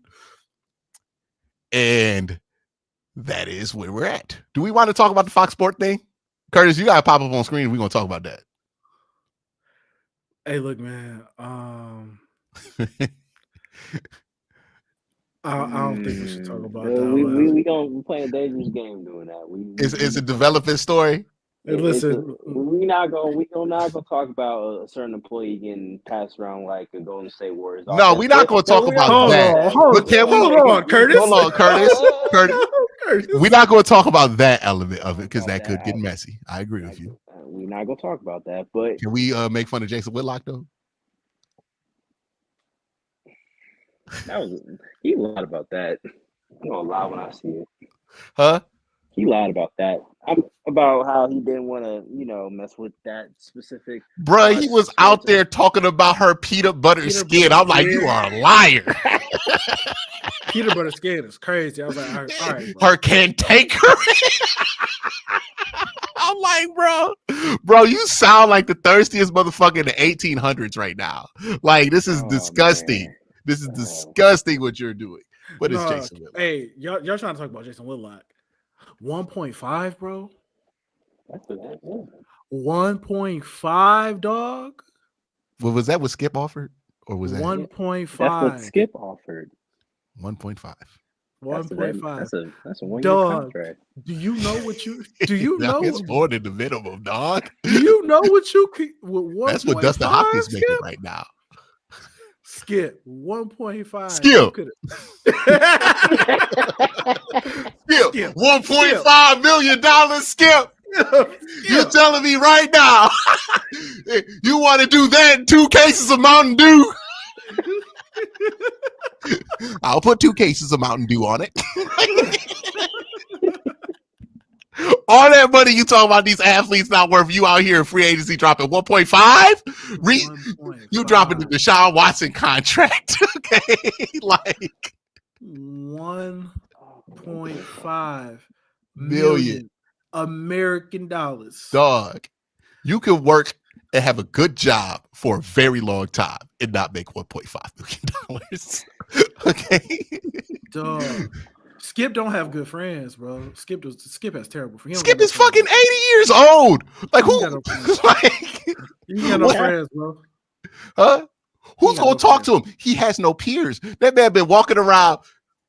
Being the old dude in the club, and ain't nobody noticed, right? When he was out there rocking the Jordans and the chains, nobody asked, hey man, who's influencing this shit on him? He should be old and 80. Like, this motherfucker dressed younger now than he did when he was on Cold Pizza. Did that make sense to anybody? Like, he went for it, bro. Like, he wasn't trying to haggle.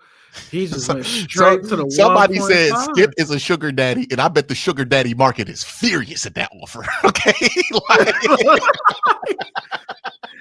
like what's he trying to? They're acting like the owners did with the Watson contract. What's he trying to do? Okay. Hey, it says Skip fucking the game up. What part of the game is that, Skip? 1.5. 1.5 for 1 year or one time. Like 1.5, bro. Hey man, was that tax free? Like, was he willing to pay the taxes on it? You got to get a lawyer at that point. If he that's the thing. There's no way to give somebody $1.5 million without a lawyer being involved. So, like, you're willing to involve other people, like, in knowing that this went down. Dog, 1.5, and she still said no. Get away from me. Hey, that is a young lady with tremendous backbone. Like, come on, bro. Curtis, would you have said no? Why you ask Curtis that? It was the funniest person to ask. Was it not the funniest person to ask? What you trying to say? I'm not asking Curtis. Like, if I ask Colb not going to take that joke with. Like, Skip is a nasty ass man. Skip is a nasty ass man. Leave that lady alone, bro. Leave that lady alone. She said no. Yeah, she said no. That is crazy. You offered $1.5 million and she still said no. Like, get the fuck away from me, please. Somebody said yes. In the chat. Yeah, somebody in the chat said I would have said yeah for 1.5 shit. All right, sugar daddy market. That is Parmesan Sandu's price. Okay. Put that shit on screen, dog. If you do it, we deserve 10% commission. Okay. We facilitated this buy. Hey, Q trying to get a finder's fee is fucking crazy. Hey, yo, bro, there's so many people in chat folding right now for that 1.5. I guess the economy is bad, dog. Yeah. 1.5 have motherfuckers sweating though. Like, I don't know. It's so much money, dog. Bruh, I couldn't get that out of my head, bro. It's like, first of all, you're sexually harassing this lady, which is nasty. But 1.5, just off the top, 1.5. Hey, she might get 3 in the settlement. Listen, this is the other thing about this. Thing, like when you read it, like when you actually read the lawsuits, I was like, hey, it's insane amount of detail in it. No. It gives you the impression that this happened. Okay. And listen, these are allegations. Like, there's a lot in there that can eat in their allegations and all of that, and we gotta let the legal process play its way out. But there are a lot of things in that court document that like you wouldn't put in there if you couldn't back up. Like easily traceable things, conversations that they say are been recorded. Right? Like, yeah, this don't look good for Skip or Fox Sports 1. Listen, if anybody hasn't actually read the entire, I think it's like 45 pages or something. I read it all, and it's like, ooh. Yeah, like if you read it, you're gonna be like, hey man, if they're allegations, so you can't make a determination one way or the other, but it sounds extremely credible. Very, very credible allegations going on. Also, I would like to point out, I don't know how this is the case, but the longer I've been in this industry, the more and more I find out one of the things I knew wasn't true. I thought wasn't true coming in, which is Colin Cowherd seems like a decent guy. I do think that was interesting. Like she went out of her way to say that Colin Cowherd, great dude. Not the first person that has worked with Colin Cowherd that I've met that has done that. I know people working volume, they speak highly of him. And I'm just like, I thought I knew that dude was an asshole. Turns out, no. Guess that man go to work, go home. He's a decent person. Don't bother nobody. Ain't harassing nobody. Yeah. Minding his own business. Professional. Like, I guess we got to listen to it when he talk about that professionalism shit, huh? Like, listen, because some of his colleagues were out of pocket. Listen, bad takes, great dude.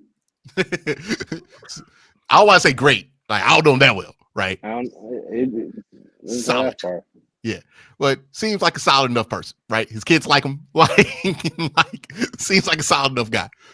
Didn't think that was the case. I just thought I would go into this knowing, oh yeah, I'm gonna find out Colin Cowherd's a fucking asshole. No. Like, the Emmanuel Acho part of this is kind of funny because it's like he didn't do anything nefarious. You know what I'm saying? But it's just like, damn, blew up the whole spot, didn't it? I have not gotten to the Emmanuel Acho part of this. Y'all want to fill me in, or is that something we just gonna fill in off air? We might fill it in. I mean, if you want to know about it, if you want to, all right, yeah, tell me about it real quick. Apparently, I heard that he hit, right? Like, apparently, yeah, apparently. Was he like the Ray J of that situation?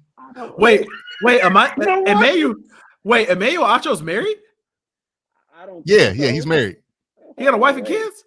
I have to check. Let me check. And it's a sister. Oh, never mind. I take back not doing anything nefarious. I didn't know that. Yeah. Emmanuel Acho. Damn. Hold on. Damn, bro. That's crazy. He's definitely married. Oh. Wife and kid. Yeah, that's seemed like she was with him from the jump too. Oh yeah, that's about to be What spot gonna get blown up there? So Well, all I'll say, this is probably not the only lawsuit he's gonna be a part of. Hey, bro, I bet he at the Apple store right now buying a new phone.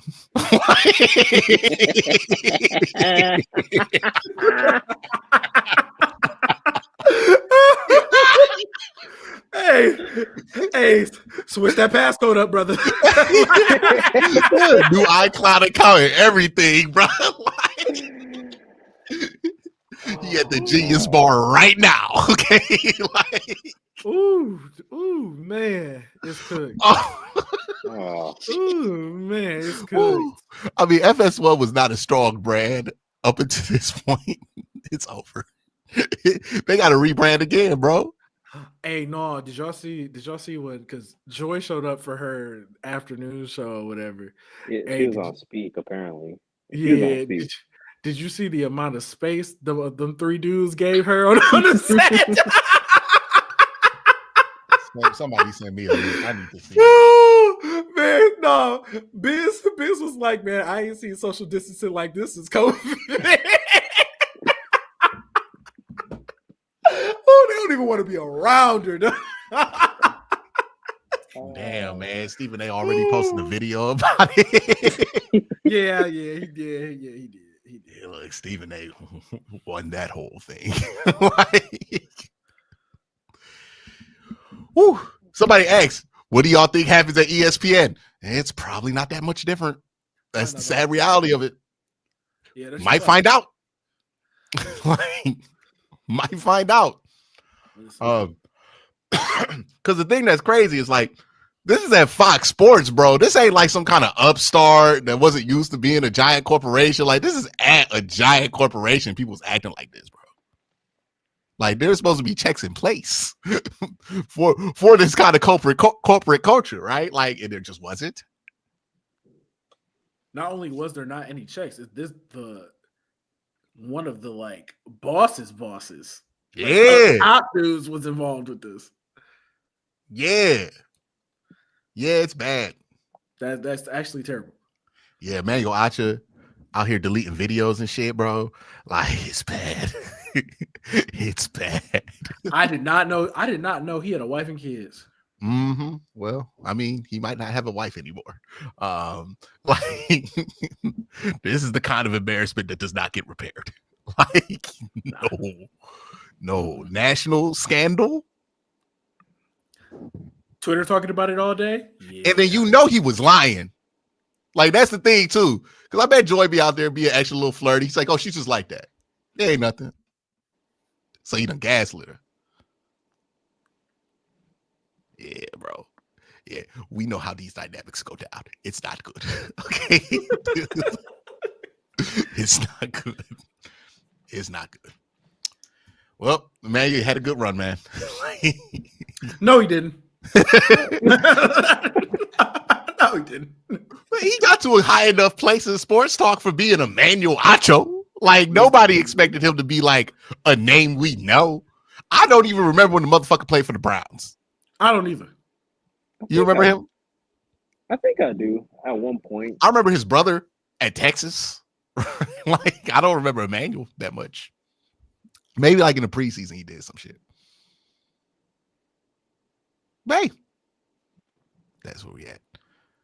Someone said Jason Whitlock wants her big cans too. Well, the way Jason Whitlock inserted himself into this story is just shameless. Yeah, man. Like, Jason Whitlock's whole get down is just so fucking shameless, bro.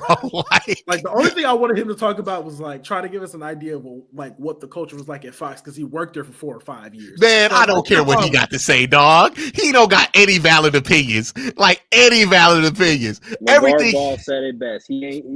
I think something about snacks. He has no comment but snacks. That's the only thing. No, that was LeVar Ball. Only thing I want him to talk about is snacks. And then, hey, look, that looked bad on LeVar when he didn't want to even address Joy Taylor.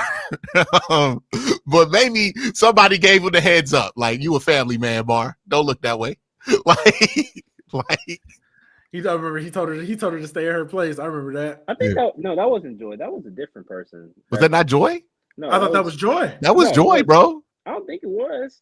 That was Joy. No, because the other person that's sitting at that desk is Drew McIntyre with a weak ass. Like, did Colin have a different woman on before Joy? No, it was always Joy, bro. It was a different woman. I'm pretty sure it was. Who was it? It was someone named Christine Leahy. Oh, Christine Leahy. Yeah. Hold on, let's look at the clip. Ain't no way he did that to no white woman and people ain't lose their mind. I mean, people did lose their mind at the time. People lost their mind, but like it wasn't like crazy. Let me search LeVar Ball. Because I forgot Christine Leahy was on there. Okay, man. The search results have gotten tainted. Okay, it was Christine Leahy. You were right. Yeah, okay, good. Look at you know what? We sorry, Curtis. We sorry, Curtis. My bad, Curtis.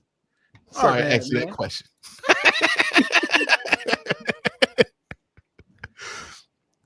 It wasn't Joy. Yeah. But you know what? We got one good thing out of this. G3, baby. G3. When I swerve in the corner here, that shit made me want to get my get two headbands and then like offset them. Hey, I ain't gonna lie. A Band-Aid over my cheek. That's a good song that will be used on Midnight Club 3. Dog. Oh, Grand Theft Auto 6. Grand Theft Auto 6 for sure. No. Sure. They need to put that shit into Grand Theft Auto 3. Man, hey, Jello might have multiple songs on Grand Theft Auto. That's Hey, bro, that's how they are banging. he found his lane. Just rap like that. I don't know what this kid from Cheeto Hills, how he ended up being so inspired by the fucking big timers of all people when he grew up in the 2000s. But hey, man, make more of that shit. Hey, people was making fun of it. Like, we need more people just go oh in the chorus because that shit slaps. Okay, like all Cash Money records. You like Drake? All that shit was built off of records that go whoa, just sounds of the fucking chorus. What happened to that boy? Like, just this random shit, bro. We used to just do shit in the fucking chorus, and I like that he just was like, "Fuck it, I'ma just swerve these lyrics." I just got a question. I just have one real question. Like, why do you sound like a New Orleans artist and you are from Chino Hills, California? Like, if somebody told me that he was Boosie artist back in like 2010, I'd be like, yeah. Look, man, the internet. Apparently, he was listening to the mixtapes, dog. he was listening to that early Wayne. Okay, like he got a hold of that sound. And he has a hold on it. Okay. Hey, you know how I knew the song was a banger? People was on Twitter like, man, how dare Drake try to drop a freestyle with LiAngelo Ball got a song? We talk about Drake real quick. Oh God, no, because you always want to talk about Drake. I need to know. When did y'all figure out? When did everybody know that he had a tattoo of LeBron James on him? I need to know this. I've known for years. I didn't even know. I just realized that now. Man. I've known for years. I'm not going to say much about it, but Jenkins and Jones talked about this on their podcast. Really watch that clip. That shit is hilarious, bro. Because like, why would you get another like? Don't. Him and KD move so weird, man. I can't fuck with them. Like, because don't KD got somebody else's name tatted on him? I don't know if he does. I think KD got somebody name tatted. Hold on, let me look. KD tattoo. Cause like KD got like, I think he got like Kyrie tatted on him. But yeah, Drake got Bron tatted on him. You know what the craziest part is? He got St. Vincent St. Mary Bron tatted on him. He got a high school kid tatted on him. It's so bad. It's such a bad look. Like, there's too many references to high school in Drake's like whole portfolio and get down for me to feel comfortable about anything that he's been accused of by Kendrick Lamar. And then taking shots at Bron, titling it "The Fighting Irish freestyle." Man, he taking you beefing with Bron. I just want Drake. I need Drake to know something. I'm giving Drake some advice. Hey man, bro, he tried Kendrick Lamar stance is one thing. You trying to go up against LeBron James stance? You trying to unite? It's not gonna go the way that you think it's gonna go. Hey, look, and them Bron stands been fighting every day of their life. Look, Bron stands are the closest thing for a male-dominated fan base that we got to Nicki stands. Okay, because them Bron stands been fighting for their fucking lives.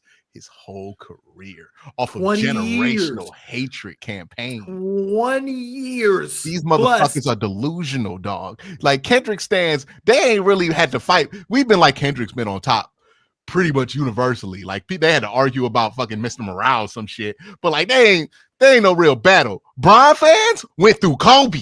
Okay, like him going to the Heat, okay, him coming back and then losing to the KD Warriors all the time. Yeah, man, them motherfuckers ain't to be played with. Okay, You didn't even mention Jordan. Oh, the Jordan. that is not the fan base you want to piss off. I'm sorry. Yeah, I'm man. sorry. Now you see what I mean when I was like, Drake need to go away for a couple of years, dog, because nothing he's doing is helping. That was good freestyle too. I ain't gonna lie. It started off pretty good, right? Good It's just like what you talking about is whack. Like it sounds good, the beat's good, but I'm just like, I can't get over that. Like this motherfucker is so whack, bro. Like he's just whack. Like everything he does. So a couple of them lines, I wasn't feeling though. Yeah, like they tried to throw dirt on my body, but that wasn't me. That was a body. No, that was you. That was you. And that's the thing. He used to say shit like that all the time, but now he's whack. So you gonna notice that shit. No, you know what other line pissed me off? But he was like, it's like y'all love. It's like he pulled a rabbit out of a hat. Y'all love a magician. I'm like, yeah. Stop trying to lie to us about this, man. He beat your ass in front of everybody. Like it's not even that. It's just like you coming off back-to-back losses and beefs, dog. So like this one not landing for me when you you under 500 right now, my dog. Like it's not. It's a proven year for you. Like this is not, I can't rock with that one. I can't rock with that one. And then let's remember, he's tried to start a beef with Ja Morant during push-ups. Like this is not his first time trying such a thing. Listen, he just needs somebody he can go smoke. You know who? Get ASAP Rocky to make a record about you or something. ASAP, it ain't gonna matter if you beat ASAP, man. ASAP not in the league anymore. That's like beating Mike Tyson in a boxing match, bro. Don't nobody give a fuck past 1997. Like what? Yeah, it's not gonna matter. Yeah, what are you gonna do? You gonna go at who you gonna go at? Who's active right now? He would lose to Boss Man the Flow. Okay, right now. Boss Man D-Lo? Yeah. He would lose. He would not put him in the pot. He would lose the Boss Man D-Lo. Did he say Boss Man the Flow? Like, who the fuck is that? Yeah, he said Boss Man D-Flow. What is that? He would lose to Big X the Plug.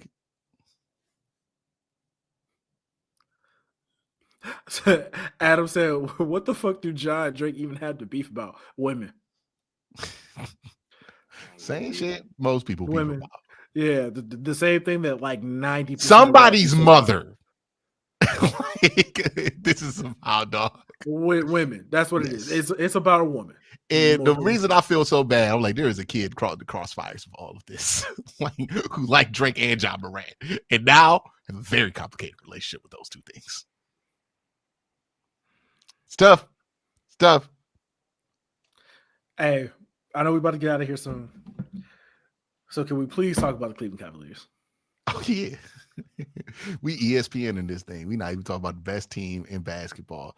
It is surprising to me that like I understand that the Cavs and the Oklahoma City Thunder, they have not built those teams up to be marketing giants, but like you got to look at what these two teams are doing if you're the NBA and say, hey, we got to get people excited about this. Like these two teams are definitely going to the Western Conference Finals or the Eastern Conference Finals. Like most teams that are this good go to the conference finals. Well, okay, so almost every team.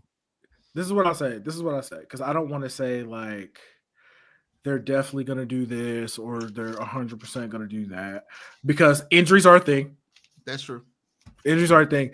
Injuries have kind of had a significant impact on the NBA postseason the last few years.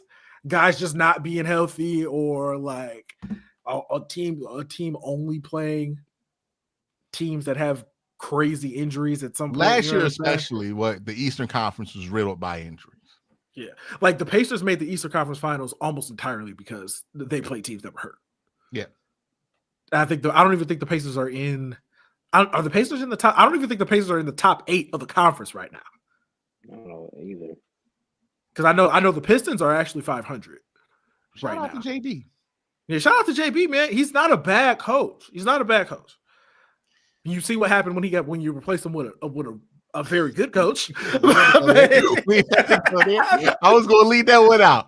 I was going to let him breathe on that one. But that was the entire complaint about JB Bickerstaff. It's not that he's a bad coach. I think he's a pretty good coach. But there is a clear ceiling of where you're gonna go if JB Bickerstaff is your head coach.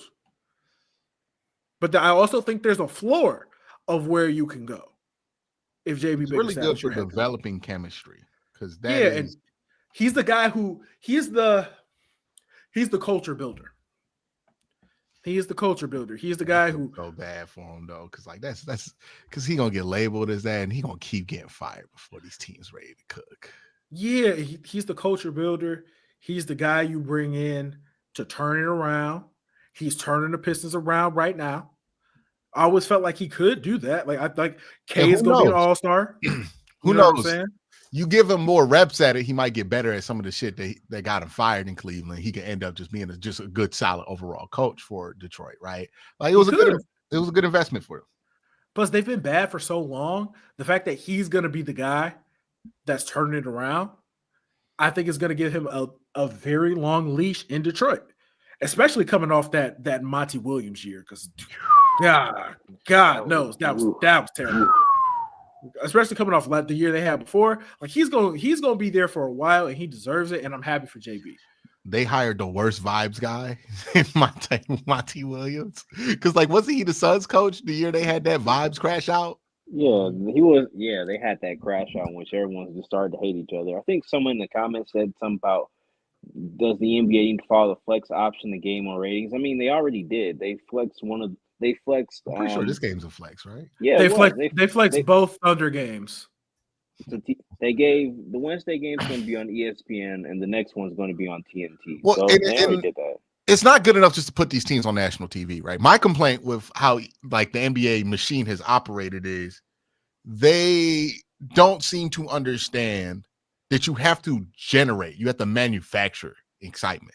You have to get people excited about this.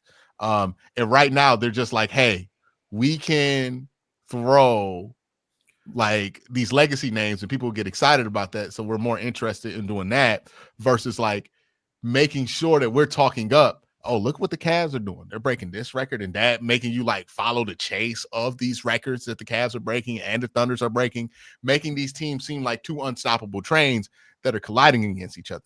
The NFL does a lot of shit wrong. The one thing they don't do wrong is this kind of shit, right? Because like we got excited to watch a week 17 game, week 18 game in which both teams were guaranteed to make the playoffs because they both had really good records. Right. Here's the thing that the NBA does. The NBA knows who moves the needle in the NBA. So it's been the same guys who have moved the needle for the last decade. LeBron, Steph Curry, Kevin Durant, Knicks.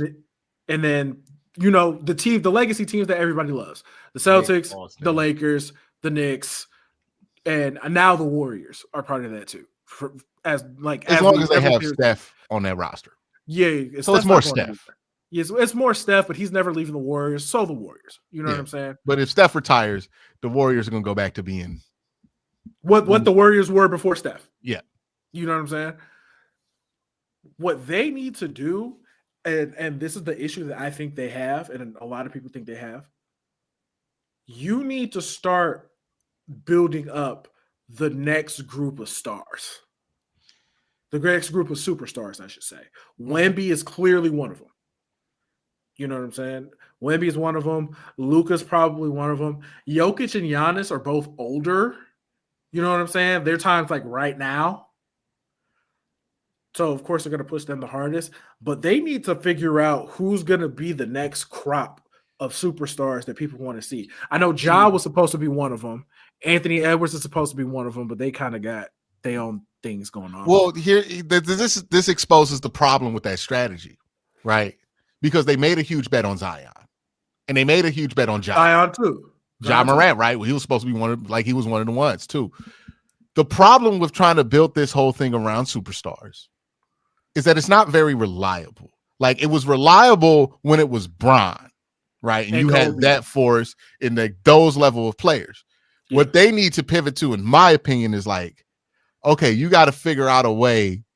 Like, since we've been focusing on Bron, and the stuff in the regular season doesn't matter much for Bron anymore because where he's at in his career, you have by accident made it so people don't really give a fuck about the regular season because of how you covered the league, which is it's about what Bron can do, Regular season's not going to change that. Postseason's the only thing that's going to change that. So you got a lot of people who are conditioned to not give a fuck about the regular season.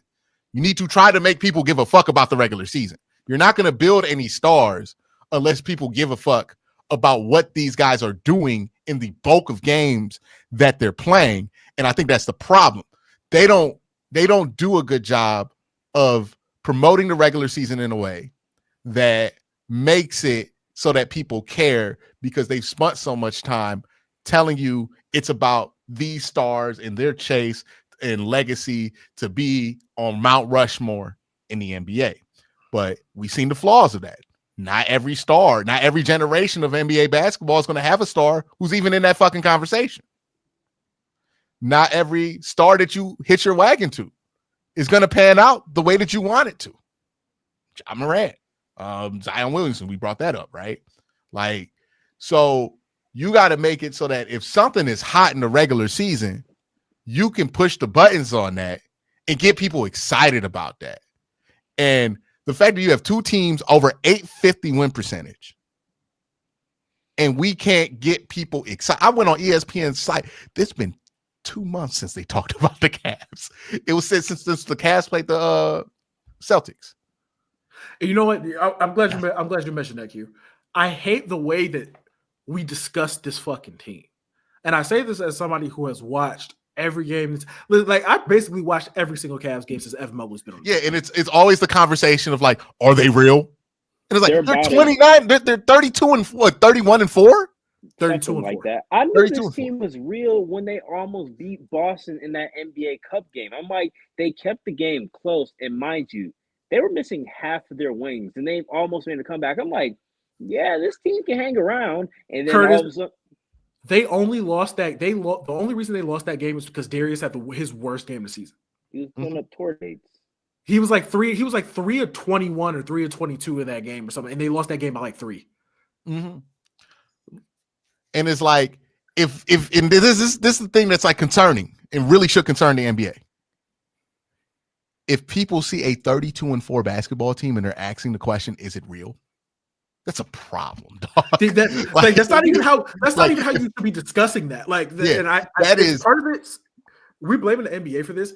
It's also the people. It's also the media partners. I think have a bigger issue, a bigger hand in this, right? It's a consumer problem too, because you shouldn't be framing a team that is on a 70-win pace right now. It's talking about it like they're like that Atlanta Hawks team that won 58 games. When they're not even remotely close to that team. Yeah. Like they're on pace to win 70 games. Yes, they are real. That's a contender every step of the way. Like, there was somebody who's I can't even think of his name. Somebody who's like, yeah, I don't know if the Cavs are real because they haven't played anybody. This isn't the fucking NFL or college football. like you play every single team at some point in the season. And if you play 36 games and you've won 32 of them, and they have more double-digit wins than any other team in basketball, by the way, they're blowing teams the fuck out almost every other night.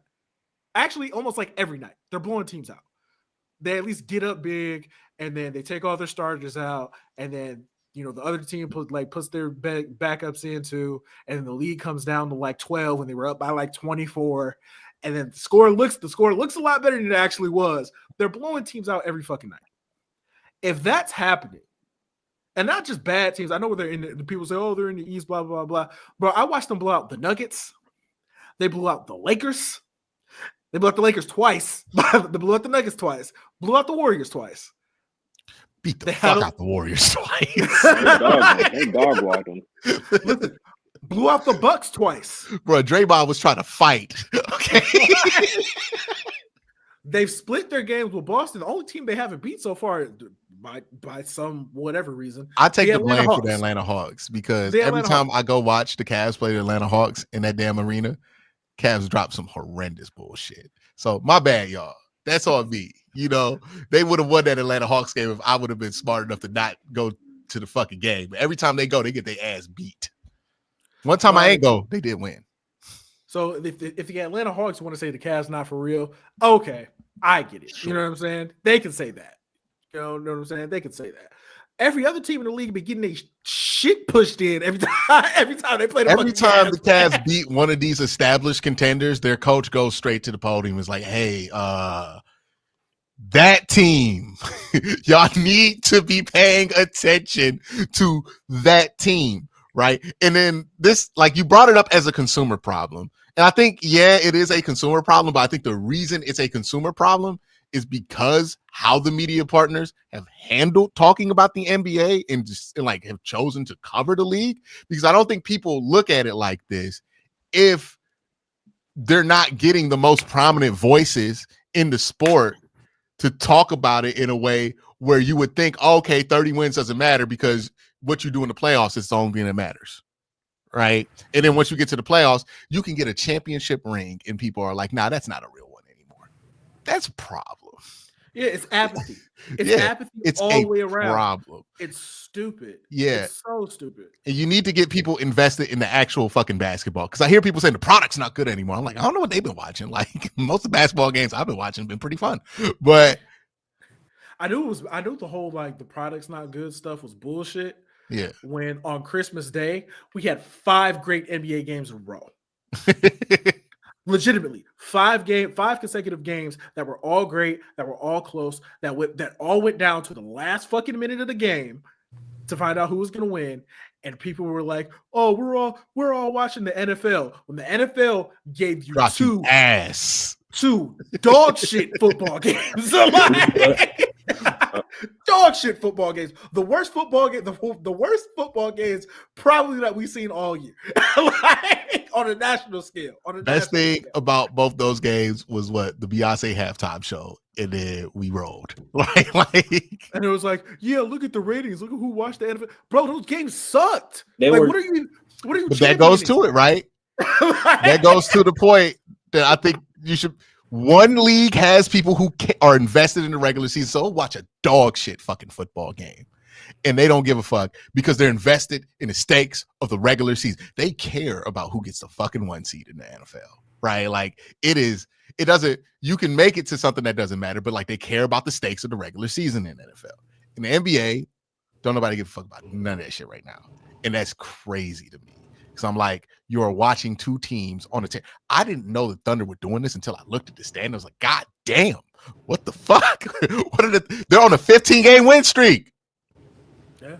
Like the last 2 games they come back from down double digits to win against the Knicks and the Celtics. Yeah. Like, look, historically speaking, when teams have a breakout year, it looks like what the Thunder are doing and it looks like what the Cavs are doing. Right? Now, that's not to say they're going to have the breakthrough and both these teams are going to get to the finals or anything like that. There's still a lot of basketball that has to be played. But you should really have people getting familiar with, like, what Evan Mobley is doing and what Chet's doing. Like, you should, like, if you're the NBA, you're their media partners, you should really be considering, hey, we got to get to a point to where if these guys make the conference finals, we're not sitting here just rooting for fucking Boston to win because we don't know how to cover Cleveland. There's no excuse not to know how to cover this team. They're really good. Every NBA coach who has done anything has told you after the game, hey, these motherfuckers, that's good right there. Right? Like, did you hear what Steph said? He's like, yeah, man, we used to do it was like what they did to us. We used to do Steph that. out there sounded like he missed the old days when he watched the Cavs. You're like, shit, that's how we used to do these motherfuckers back in the day. And he's not wrong, dog. You be watching these Cavs games, you take a piss, you come back, they up 14. You're like, what the fuck happened? I forgot what game it was. Where it was actually like super close. And then like I looked away for like a minute or two, and I went right back to the game. These motherfuckers was up 20. I checked my phone one time, looked up. How did we get up 10? What? I was like, it happened so fucking fast with the Cavs, bro. Like you be like, God damn, what y'all get up by 26? It'd be like bing bop boom bop boom boom bam. You wouldn't understand. You've been waiting so long to work a Kendrick line, and you just be blinking. You're like, what the fuck? And then, like, you can see it happen in these games, bro. Like the Hornets were playing so hard. And then at one point in this game, they took a little bit of a breather off, right? They got a little tired. They started to take a breather. Next thing you know, Evan Mobley got like 3 steals. And then he's going down court and banging on motherfuckers. And then Max Strus makes 2 threes. And the next thing you know, you look at the fucking thing, Karis LeVert made a 3, we up 13. It's like, what the fuck just happened? And then you can see it on LaMelo's face where he just looks up. He's like, what? Yeah. They're good, man. They legitimately have 3 all-stars on this team. Legit, like, and I'm not even hoping that they're gonna be all-stars. They got 2 guys who are gonna make it for sure, and Darius should make it too. Yeah. They're good. They're so fucking good. They're good. They're hard to defend. And like, I'm gonna give a shout to Dean Wade for a little bit here. I see that nigga's value. First of all, I know. The fact that you just called Dean Wade. I don't know how it's out on him of all people. You just included him, huh? He moved you that much? Nah, it's not an inclusionary use of the N word. It's just like a usual use of the N word, right? Like, you think he Isaiah Hartenstein? Nah, it's not that. It's not that. Yeah, it's not one of those. It's just, you got caught being real familiar, and I forgot I was at work. Like called that white man. You think he tied Jerome? You know what I'm saying? Nah, he's definitely not Ty Jerome. My man looked like he played a lot of Fortnite as a kid. Like, man, Adam said, you part of the Dean machine. I'm not there yet. I would say this with Dean Wade though. He's really impactful for the team though. I can't even lie. The length he provides defensively, I'm like, it does matter. Like, it absolutely, because like that 3-point percentage thing that we was worried about after the Hawks game, yeah, man, Dean got healthy. That shit went away. I'm like, hey, if he got to score 6 points a game to do it, then he gonna have to be out there, brother. Like I was like people, I would always say like the Cavs need to win, the Cavs need to win, the Cavs need to win, and people be like, well, no, I think we just need Dean Wade to be healthy, and I would just like immediately dismiss that because like I'm talking about a real wing. I'm not talking about Dean Wade, but when like I've watched Dean out there all season with this team, and when he's out there, they just start dog walking whoever they're playing. And we'll see what it looks like in the playoffs, but Dean Wade, he's starting to make me a believer. I'd agree. He's starting to make me a believer. I think Dean's been pretty solid for the team here. I don't think my video is coming back for the rest of the pod. So, what did you do? Because I got to unplug it, but we got 15 minutes left in the show, so y'all just gonna have to deal with me not being here. But yeah, I think Dean has done a good job. I think it's overheated because it's like over 2 hours. It's just hot. The camera got overheated. But yeah, Dean does a good job. I wish there was like one more name. Like, I don't know if I feel super confident that Isaac Okoro can do the same thing, right? Like, I want to have one more body that I could throw at that. But also, like, I think the problem was that Dean was hurt and Karis was hurt. Yeah. And if Dean and Karis are healthy, then you can live with some of the issues that you have at wing. I mean, like, look, the Cavs have problems, but they have 32-4 problems. Okay, like, yeah, I see people trying to make trades, and I'm just like, hey man, they're 32-4. When you 32-4, you don't make no trades. Yeah, like, you gotta just let it play out however it's gonna play. You gotta see what it is. Like no, but like legit though, like you can't fuck with this. No, unfortunately, you can't fuck with it. You just gotta let it be what it is. However the season ends, And like if there's a buyout guy that you're trying to get, like I can see that. Might be Jimmy Butler. It's not gonna be Jimmy Butler. No, but if there's something like that presents itself, okay, cool. Outside of that, though, who are some buyout guys? I don't know. I gotta look. It's too early. It's too early to know. Too early for that. It's too early to know. Yeah. Mid-February, we'll see it clear out. Not clear out, but it's usually you get a better picture. Like a usable wing. To be honest, though, they got Marcus Morris at the buyout last year, and he was like their 5th best player to play. Hopefully, this is a much different situation. I think it's going to be a completely different situation this time. Somebody said Ben Simmons. Somebody said Ben Simmons. Hey, look, I'm not saying they need Ben Simmons. I'm definitely not saying that. All right, man. I'm sorry. I'm not bringing that loser onto my team, dog. Like, nah. I'm sorry. Like, I'm good, bro. Like, the bad vibes always follow this motherfucker. I'm not doing that. Like, I'm good. Big wing defender. Yeah, but we need vibe. We don't need the bad vibes. That's gonna fuck up everything. We don't need him out there infecting this team with whatever he be bringing. I don't even think he a bad person or anything like that. I just think he be bringing that loser vibe around. I'm good on that, bro. Like, I'm good, bro. I'm good. That man has not showed himself to be somebody who helps you win basketball games. Like, yeah. I don't think they need Ben Simmons at all. I don't even think they would take the risk. I can see the benefit. And maybe how he could fit, but I wouldn't take the risk. Yeah, if they were desperate, Ben Simmons would make more sense. But this is a team that's far from desperate. Yeah, man, I'm interested to see what they're actually going to do. They're legitimately like 10 deep. Yeah, it's when, nasty, like, dog. When Okoro gets healthy, like they're gonna have like 10 guys they can actually play. Funny you brought up Isaac Okoro because I recently saw Isaac Okoro at my job. I really did. And I shot at Okoro Hive and he looked back and he smiled. I'm like, yeah, he acknowledged me. You know, progress there. I just had to bring that up. Appreciate that. Appreciate that, Curtis. Yeah, I'm right up. Had to. You know what I mean? Listen, man. He's a good perimeter defender. He would be very much needed against the Thunder, against SGA. Yeah. Like these are the kind of matchups that you kind of want him there so he could guard whoever the best perimeter guard is, which would be SGA this time around. The Cavs actually have like shit where I'm like, oh, if they get like a matchup problem, they can make an adjustment during the playoffs. Right? Like a lot of people are like, oh, you're not going to run 10 deep in the playoffs. I'm like, absolutely, you're not going to run 10 deep, but you're going to run 8, and who those 8 are going to change like every series.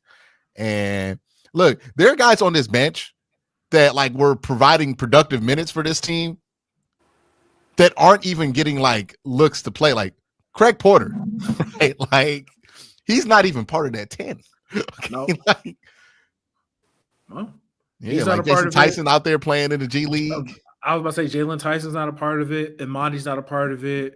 Luke Travers not a part of it. Yeah, well, not Thon Maker. I'm tripping on that one. JT Thorpe. I'm bonked. My bad. That's brother. bad. That's bad. It's that's real bad. My that's bad. Yeah, you caught that man. You caught that man Thon Maker.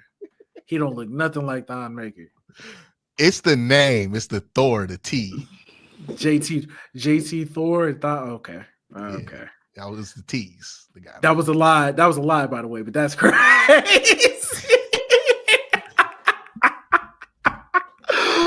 I stopped myself immediately. Okay, like what? I didn't let that one sit at all. Like, hey, you don't have some crazy moments on this pod. On the this is the off the cuff show, man. Like, you know, that's crazy moments. This is the off the cuff show. This is the uncut. You know what I mean? Like we We just yapping. You know, it ain't. We not breaking no news. We just yapping. That's it. That's it, y'all. Oh, did you see that they did? Somebody said in the comments that Tommy Reese is interviewing with Kevin. Yeah, I think he's the favorite. You think he's the favorite? Yeah. I said this back in November that if they fired Dorsey, I think they wanted to elevate Tommy Reese.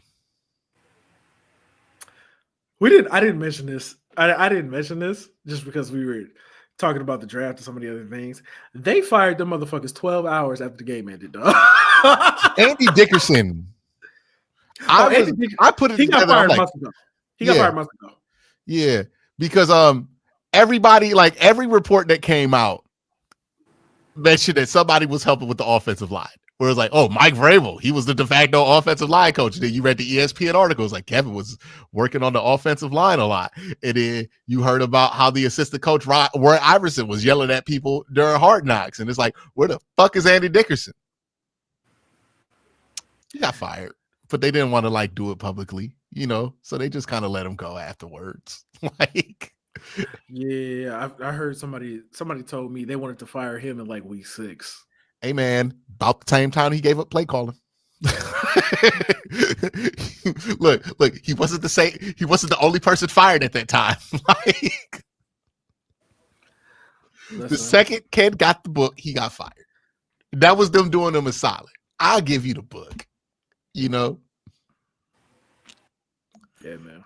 Yeah, because Kevin was like, bro, if I'm about to go out, I'm definitely not about to go out calling these plays this year, bro. Like, nah, you got that young blood.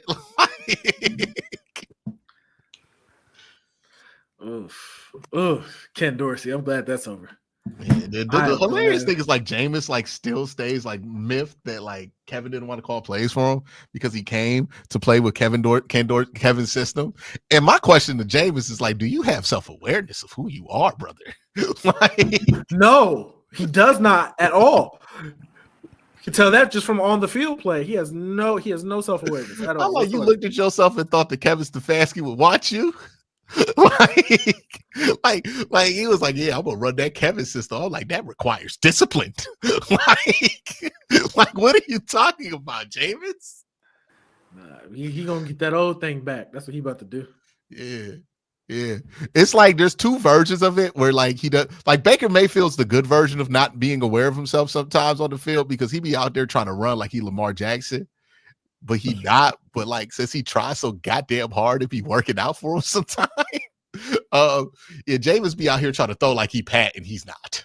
Like, he's not, bro. He's not. I saw it firsthand in person against the Chiefs and the Browns. I went to the game with my dad, and my dad mentioned, "Hey, is Jameis trying to pretend he's Pat?" I'm like, I hope not. I'm like, yeah, bro, that's what he does. He don't even think he pretended to be Pat, Curtis. He think Pat trying to be like him, okay? Because he's older than Pat. Like he's thinking Pat Mahomes got successful doing what he do. So if I just get a chance in the right offense, nah. Kevin, if Kevin had it up to him, he'd deal with Kirk Cousins again with half an arm. And I see a lot of people shitting on the idea of bringing back Kirk Cousins. Let me tell you somebody who don't feel that way. like. Kevin looks at Kirk Cousins and goes, he's 2 years younger than Joe Flacco was last year. Man, I'm not excited about it. No, you shouldn't be excited. Let me be clear on this. I'm not saying they bring Kirk Cousins and be excited. I'm just saying, well, I mean, he could play for a little bit. Like, the tape in Atlanta is really bad, but like I don't trust their whole coaching operation there. They scream like a staff that's gonna get fired next year. Oh man, Raheem don't know how to call a goddamn timeout to save his life, and I don't know how you don't develop that skill coaching as much as he has. Yeah, it's they should honestly. If they would have fired Raheem Morris after this season, I wouldn't have been upset. Or they would have fired him after that game. Okay, like, that ass. They cost themselves the division, brother. They cost themselves the division like, right there. And the funny thing was like he was like, "Oh man, y'all don't understand how complicated it is to call a timeout." I was brother, like, just lie. It's not that complicated, bro. It's not that complicated. I'm like, Raheem, did you get caught being away from the line judge? Because that's the only complication here, right? Like you weren't near the line judge when it was time to call fucking timeout. Like, did you forget you're the dude who has to call timeout? Come on, dog. No shot. Everybody and their mama at home was like, call timeout. Call timeout. Call timeout. Burned 20 seconds when you only got 4. Bro, and that's not the first time in that game he did that. Like he did that shit at the end of the second half. Bro, it could have been a much easier field goal to win that game. I'll be watching the football games and be calling timeout, and then the timeout don't get called is when I watch the fucking Falcons. They got bailed out, but I think the same thing happened against Tampa Bay. But Kadero Hodge bailed him out in overtime. But it's ridiculous. It's ridiculous what he was doing. But I do think the Browns are going to try to. If I know Andrew Berry and the Minnesota Vikings don't extend him, it's Sam Darnold's time. Sam Darnold's price might drop. Yeah, that's why I'm saying it might drop. I know people are like, hey man, you got to consider it at 35. I'm like, it might be 20 with incentives. Like, it might be 10 with the 20th with it. You could get the 20 in incentives. Because that's what it looked like on Sunday Night Football. Like, that looked like a $10 million quarterback. Because it was bad. He was late with everything. You look at how Jared Goff looked. Yeah, I can see that being the bridge guy. What were you about to say about Jared Goff? Like, if you looked at how Jared Goff looked and look how Sam Darnold looked, Sam Darnold looked like he was late to everything when it comes to throwing the ball, checking stuff down. It's like everything was just coming out at the last minute, and Goff was more precise. And I don't even like Jared Goff, but Jared Goff outplayed him. Sam Darnold just looked bad. Yeah, Jared Goff outplayed you is not a phrase I'm attaching to a contract for $45 million for a quarterback. I don't give a fuck how much money that isn't anymore. Nah, I'm good, bro. Sign this 10. Okay? Sign this 10 with a lot of incentives, right? Like, yeah. Especially if you go into a new system. Yeah. If you go into a new system. Where you don't got Justin Jefferson and Jordan Addison. But, I do think going from Minnesota to Cleveland could help him out a little bit. If Kevin going back to that old thing. If there's anywhere he's going to go, Cleveland is the only shot he has to retain value. Because at least we got. I don't think the 49ers are going to get rid of Purdy. So no, the 49ers are not going to get rid of Purdy this year. But if there's anywhere he can go, that's the best place for him to go. It's not going to be New York. I don't even care which New York team you're talking about. No, he's not going to go there. I love how somebody told me my camera cut out. Yeah, I know. I see. Appreciate you, Adam. Well, I see it. Yeah. That's funny. That's funny. But yeah, that's where it makes sense. And I ain't gonna lie, there's part of me being like, I hope he throws a couple of interceptions next weekend. Who they play? They play the Rams on Monday. Are they playing the Rams? Yeah, on Monday in front of the world. Ooh. Hey man, also another thing we got to point out with Kevin O'Connell, he had people talking about spending $20 million on Josh Dobbs last year. It died quickly once like the magic and all the fucking shit around it kind of died and he learned that goddamn playbook.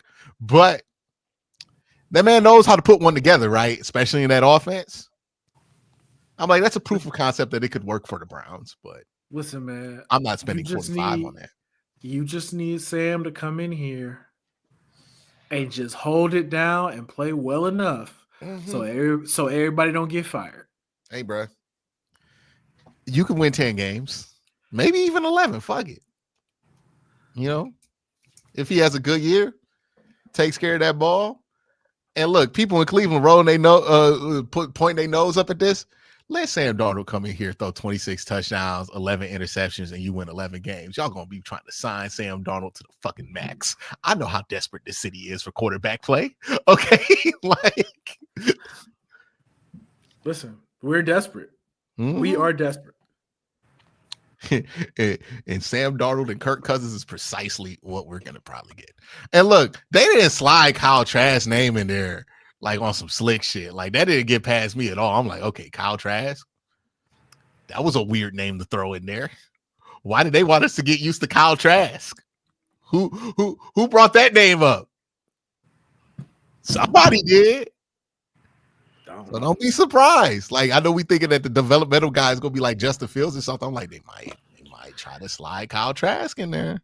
Michael just asked, is Derek Carr a name to watch for bridge options? God, I hope not. I hope not. Saints fans hate that man. He's public enemy number one. The way they talk about him. Here's all I know. We talk about bringing in Clint Kubiak. Yeah, he benched him.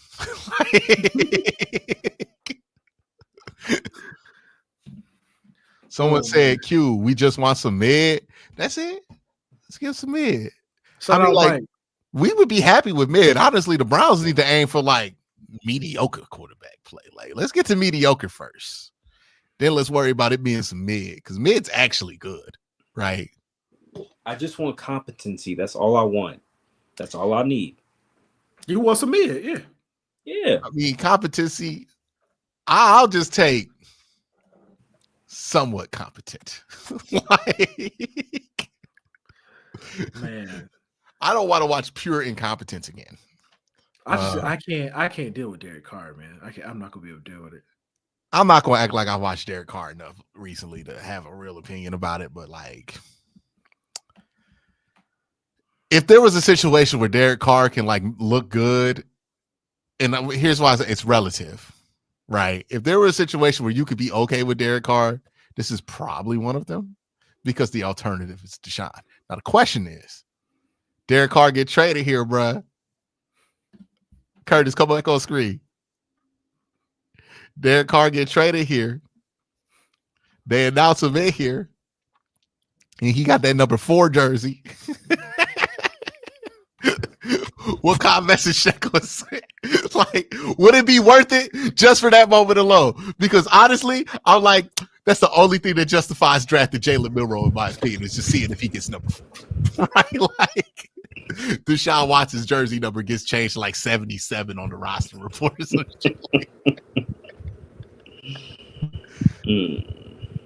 Think Derek Carr gonna come here and play under 14 though? He not. He getting that 4. Listen, man, give it to him. Give it to him. Drive the point home. Yeah. Drive the point home, man. Oh yeah, we gotta mention the guy that I mentioned to be the bridge quarterback on Spaces. Well, Aaron Rodgers. Rodgers. Oh God. Hey man, I don't think you can do it because, like, good God, you put this fan base through enough. Hey, 28 touchdowns, 11 picks, 3,900. You could Russell Wilson that 3,900. I just wonder what him and Kevin's relationship's like, because, like, if you remember, Aaron did his best work in a Kubiak scheme. Listen, man, if it's up to me, if I make the decision and Rodgers is cool with it for a year.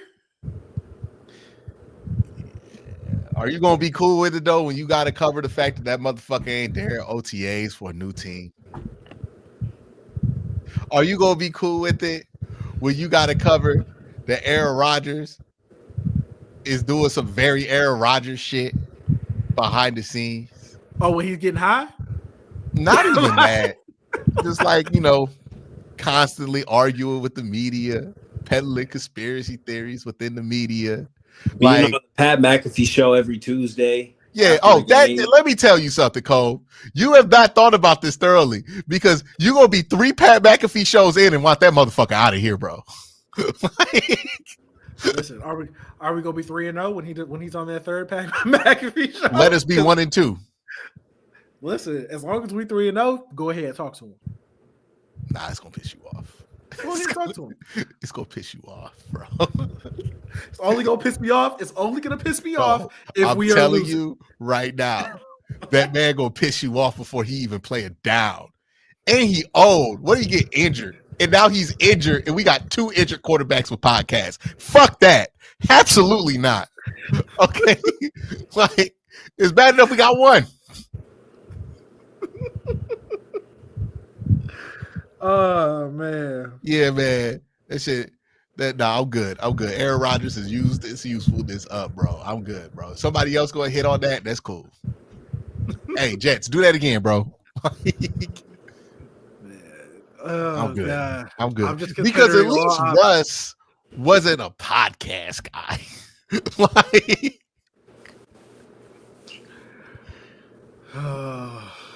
somebody mentioned Malik Willis too. I don't know.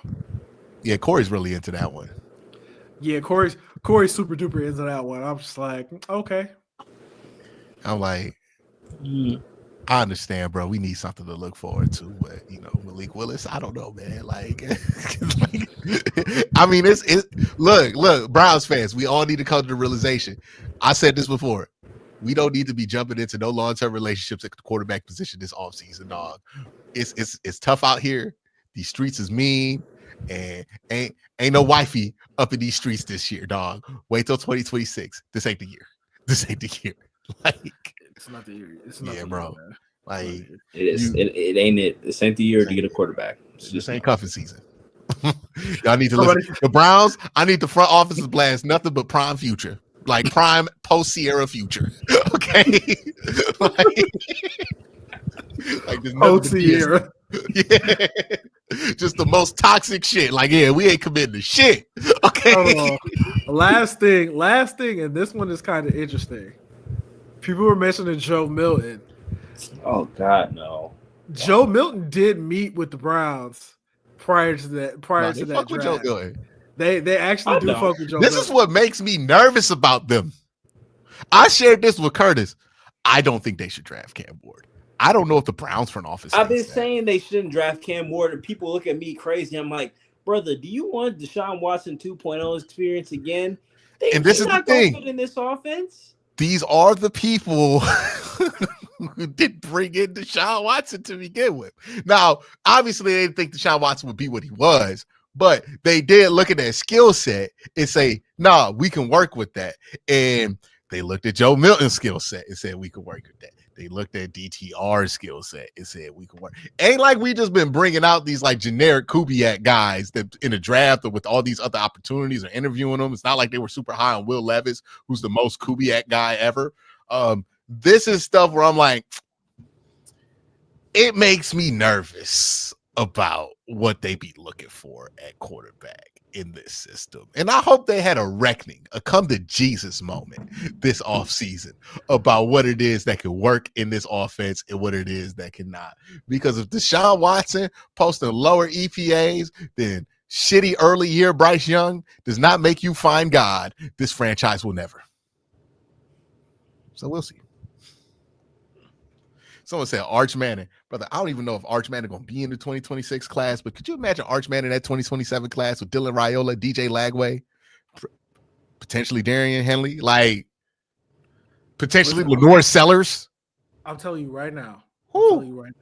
Jeremiah Smith, Ryan Williams.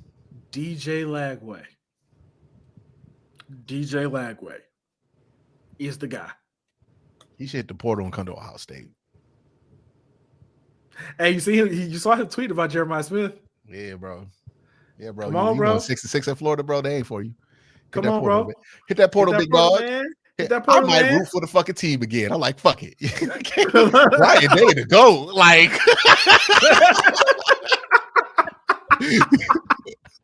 Hey, look. Hey, Urban Meyer won 3 national championships. Didn't know who the fuck Aaron Donald was. You don't got to be good at this to win at it, dog. You just got to get these motherfuckers on your team in college football. You get Lagway. You get Jeremiah Smith. Hey, man, I'm about to be buck nut. Oh, no. Oh, you say you gonna be a buck nut? No. You gonna be a buck nut? No. You gonna be a buck nut again? That's what you said? No. You said she gonna be a buck nut again. What y'all think about Hendon Hooker? Oh God, no. Hey, bro, you gonna have to say yes to one of these names. You just like look at it, you go, oh God, no. And it's like Russian roulette, man. It's just like I feel like there's no right or wrong answer. I'm gonna lose regardless. Hey man, can we talk about the Russian roulette the Browns were playing when they had Kadarius Toney and Jameis playing snaps at the same time? I need a John Boyce video on that. Cole, can you make that happen? Can you float that one?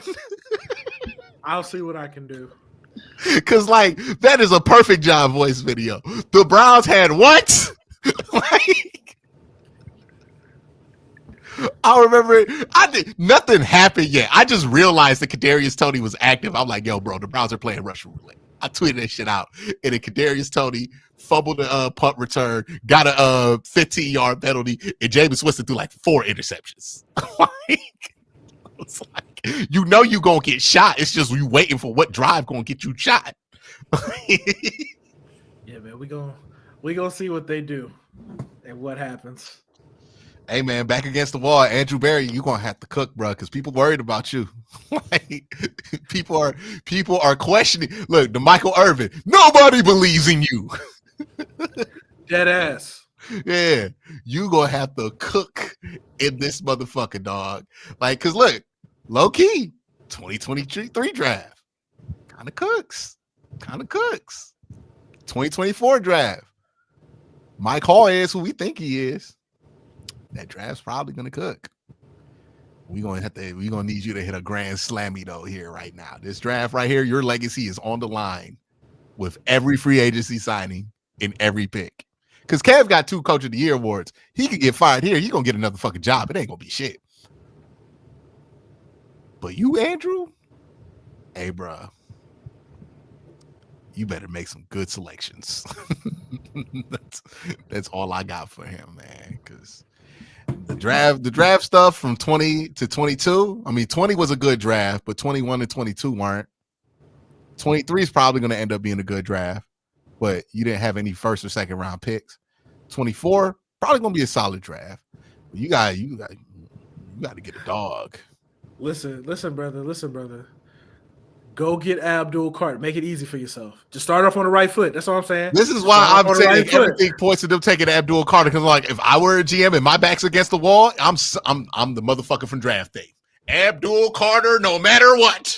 Okay, like I'm getting him. Dog. Hey, real quick.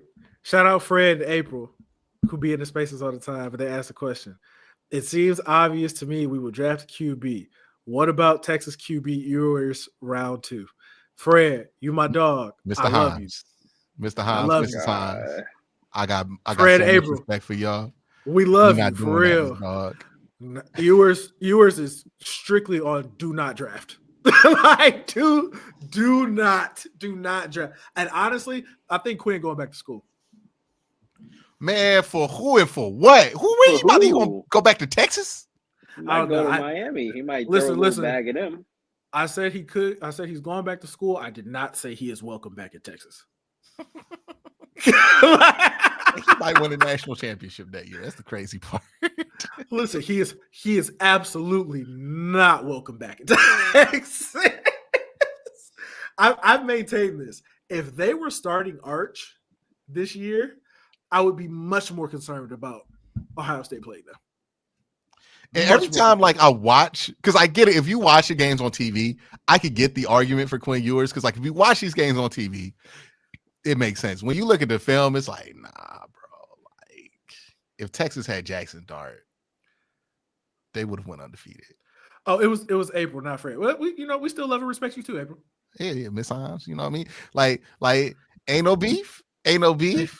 Ain't no beef at all. Ain't no beef at all. You know, I'm pretty sure I see you on all of my channels. But yeah. If you want to get me on the record about Quinn Ewers, the answer is no. Okay. Let me tell you who I would draft over Quinn Ewers. Dylan Gabriel for sure. And like, I got questions. Yeah. Damn. I don't even know if I'm with you on that. What's different what's different between those two, except for one has executed at a higher level and longer? How old is Dylan Gabriel? Like 24. Nah, he been in school for a minute. He's been in school 6 years, but he's 24. He got to be older than 24. Got 24 or 25. I'm gonna look it up. His birthday's in December. He's 24. Yeah. Oh, okay. Damn. 24. Okay. Younger than I thought. He came into school young. Okay. He left old. I was about to say, the younger than I thought. For sure. But at least with Dylan Gabriel, I'm like, every year he's been in college, he's been a pretty good college quarterback. I cannot say the same for Quinn Ewers. Like, if you want to draft somebody who you hope could be mid, I'm like, you'd be better off taking Dylan Gabriel. Because at least I see Dylan Gabriel, he processes what he sees. He throws to where the ball's supposed to be. He gets rid of the ball on time. And here's the crazy part. More zip on them footballs than Quinn Ewers got. Quinn Ewers got when you talk about a water pistol arm, that's what that's what Quinn Ewers got. Quinn Ewers got an arm that makes me wonder. I'm like, how is he the number one recruit in the country? Like, what happened? Like, Arch is so much better than him. He's so much better. The ideal of Arch is much better than him. And he'll probably end up being way better. Yeah. I have no clue what Arch actually looks like. Let's put it like this. Arch is way more talented than him. Yeah, okay, that's very fair. Yeah, like he's way more talented. Way more talented than Quinn. Yeah, he's more talented than Quinn Ewers. Let's see who else. Jackson Dart probably would do it. Riley Leonard, yeah, I would definitely take Riley Leonard before I take Quinn Ewers. Carson Beck, better arm talent for sure. Like, I wouldn't feel great about drafting Carson Beck. I'm so out on Carson Beck. We talking about 5th round though.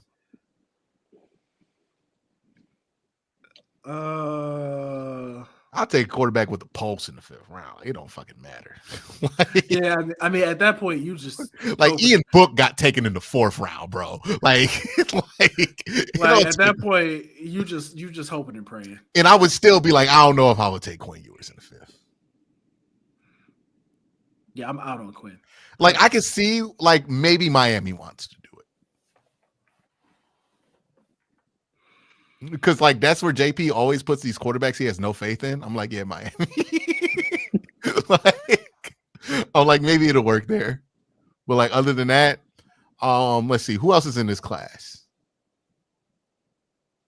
Dylan Gabriel, Jackson Dart, Riley Leonard, Carson Beck. Curtis Work, yeah, I would definitely take Curtis Work before I take Quinn Ewers. I'm not even thinking about that. And like, I don't even think Curtis Work gonna be able to make it in the NFL. But post ACL surgery, I give it a try. His tape was good enough this year. Fuck it, it's a 5th round pick. Like, listen, man, Jackson Dart is my. If we ain't taking a quarterback in the 1st round, but okay, somebody said Brady Cook. I got to draw the line somewhere. Okay. No, I'm putting him on time. I'm putting him on timeout just for that. I'm putting him timeout. Why you do that to Mike, man? No, that's a timeout worthy comment. No, that's crazy. This was bad. Timeout. Like, you only like Brady Cook because he wear number 12 and his name is Brady. Okay. Man, that's crazy. He'll be all right. He'll be back. All right. Curtis, Cam Miller or Quinn Ewers? Cam, I'll go with Quinn. Cam is more of a priority undrafted free agent. They ain't gonna do that. But is Quinn only a non-priority UDFA guy? Like, what really separates him from JT Barrett? I don't know. I really don't. It's just his stock is just taking a kamikaze dive this year, and it's crazy. Because people were like, "Oh, he makes good throws." I'm like, you could pull up a JT Barrett tape log and see these good throws too, dog. Like, hey, please respect Detroit Lions quarterback coach JT Barrett, please. Hey, he coaching, right? That's exactly my point. Okay, please respect him. Thank you. Look. That's all I'm saying. The only thing that separates Quinn Ewers from that is that he was really hyped out coming out of college. But like, is he really that different than JT Barrett? Oh yeah, Q. Hey, shout out Mike C, because that's a good name I wasn't thinking about. Kyle McCord. Hell no, dog. Mike wants to be put on timeout too. I might have to do that. No, don't do that to Mike. Don't do that to Mike. I'm not. What you got? I'm about to say, what you got against Mike's, man? No. Just suggesting No, I don't want Honda McCord on this football team, man. Like, no. Best deep ball thrower in the NCAA according to Pro Football Focus. Most accurate. Hey, how many touchdowns did Kyle McCord throw this year? He threw a lot. It was a lot. Did he lead the country in passing? Yeah, he did. Hey, man. He did it in the ACC. Listen. He could be this year's Brock Purdy. Oh God. No, hey, it's a bunch of NFL. It's a bunch of NFL dudes who are like weirdly high on Kyle. They weren't like that when he was at Ohio State. I don't know why. Is Kyle at the Senior Bowl or is he East-West this year? I don't even know if he's participating in any bowls. No, he's He definitely should. doing one of them. He has to do one of them. He has to. I think he's East-West. So we're gonna get to see him throw next to Shador. Oh, that might make or break. It might break or break everything. Hey, dog. Here's all I'm gonna say. It's not gonna be good for us for trying to trade that pick. If they walk out the East-West stride game talking about how strong Kyle McCord's arm is, I'm like, oh, we're fucked. Nobody's trading up. Like, Okay, take Abdul Carter right there. I'm like, all right, guess we're just picking at 2. Okay. But yeah, we need to get on that. We need to get on that Cam Ward propaganda. We need to get on that Shador Sanders propaganda. Someone said Will Howard over Quinn Ewers. I have a prediction for Will Howard in the pros. What's your prediction? He's going to be that like backup quarterback guy who's going to be pretty fun, but he's going to do some dumb shit. like Tyler Heineke when he was in there. Oh, Taylor Heineke? Yeah. Taylor Heineke? Yeah. Like he going to cook for a little bit and then he going to get too confident. And then he going to start Sam Howell in that motherfucker. Right. Sam Howell. Shout out to him. Yeah. Like I can see a Sam Howell outcome for Will Howard. Because like when Will be out there, sometimes we'll be throwing balls. I'm like, that's an impressive football. But then he just does shit where I'm like, you just can't be serious, Will. Like, listen, man. Will Howard's 2 games away from being a legend. Hey, man. Is somebody laughing at the prospect of Sam Howell? Yeah, Sam Howell was pretty good in college, though. Like, Sam Howell's actually like really good guy. Yeah. It's not disrespectful to be compared to Sam Howell. I mean, that's what Sam Howell was a 3rd round pick. I think 4th. Round pick. Right? Something around that. Yeah, Hey, how you feel about bringing Sam Howell to Cleveland, Curtis? No thanks. No. Curtis, I will dead ass not root for his team. give him number 6. Oh my God. Bring that old thing back. Okay. That is the most baby comeback Baker Mayfield pick we could do is him or Will Greer. Like, just be like, let me get a short white dude. Throw this ball, throw number 6 on him. Make the fans think we brought Baker back. Yeah, no, but I really think if Drew Aller comes out, then the entire draft process gets. Oh, he Blake Bortles this. He gets into the top 5. Like it turns everything upside down. Yeah, he like it. My 2014. I think this draft's a lot like 2014, and I think Blake Bortles, his equivalent would be Drew Aller, and I think Teddy Bridgewater, Shador probably goes late first, and then I think a team gets stupid and like moves up to go get Cam Ward because he's the one guy you can get stupid about. And if somebody in this game has an easy game for ownership to explain, oh yeah, it's fucking Cam Ward. Yeah, I think what's going to hurt the Browns eventually, like trying to get trade back ammunition for this pick, is that Cam Ward didn't make the playoffs because if he had like one fucking good playoff game, his stock would have went through the roof. Oh, people would have just lost their mind, right? And he didn't even have to do anything. Like he just had to play like that fucking off. Like if he did against SMU too, like he's like, oh shit, well look at him, and then. Yeah, somebody would have took him number 2, and they gave us like 3 firsts next year. I think if Drew comes out and he doesn't go first, that's gonna get real interesting. Well, if Drew comes out, if Drew comes out, it's not gonna be interesting. If Drew is there at 2, the Browns are gonna take him. Yeah, I think they will. Like there will be too many forces there because I don't think the pushback would be as strong from the football people as it would be with Shador or with Cam Ward. I think the pushback won't be as strong and the same from Kevin because he can see how that can fit. And ownership's gonna want to do it. The business business fan ops is gonna want to do it. The fan base gonna want to do it immediately, and we'll see if this motherfucker could deliver. But I don't think he comes out unless he knows he's going to be the number 1 overall pick. But to be fair, next year's going to be a harder year to go number 1 overall because Lenore Sellers is in that class. Who else is in that class? Klubnik's going to be in that class. There seems to be a lot of people high on Nussy Meyer. I know it's Nussmeyer. Nussy. Listen, man. They said that's Tony Romo. Yeah. Where did Tony Romo get drafted? He didn't. Yeah, exactly. The second you're comparing a dude to a scrappy undrafted free agent, it's like, hey man, you want to think about that? Like, Will Howard could be Tony Romo. Nah, like best absolute case scenario is like a quarterback that's good enough but hilarious. I don't see Tony. I don't see Tony Romo. I remember people compared Jimmy Garoppolo to Tony Romo. That was pure laziness. Yeah, super lazy. I didn't get that either. Because they both were in the FCS. That's why people were doing that. Y'all ready for Jimmy G in Cleveland? Finally, man, no, that's not happening. That can't happen. That cannot. I'm glad Carson Wentz went out there and showed the world why we not going to consider that, right? Like, yeah, and eliminated the Bengals in the process. Yeah, shout out Carson. I really think, like, genuinely, I think Sam Darnold is who they're gonna go after. I think I saw a Gab post and she was like, "You got to be sick to be happy about the Bengals being eliminated from the playoffs." I was like, "Yeah, bro, I'm happy as fuck about that." Oh, when they got up 28-0, I almost jumped for joy. I was like, yeah. I was in my living room crying like Big Ben after week 18. I was like, oh, yes.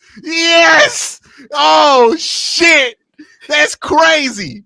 All that great quarterback play, and it came down to fucking Carson Wentz. That's a shame. And then they crashed out over Twitter. It was hilarious. The Chiefs are dunking us. Should have beat the Patriots, my dog. Like, hey, Patriots had the number 1 overall pick if you did what you were supposed to do. But nah, you fucked up. Now we get Abdul Carter and you missed the playoffs. Oh, yeah, dog. Glorious failure. Okay.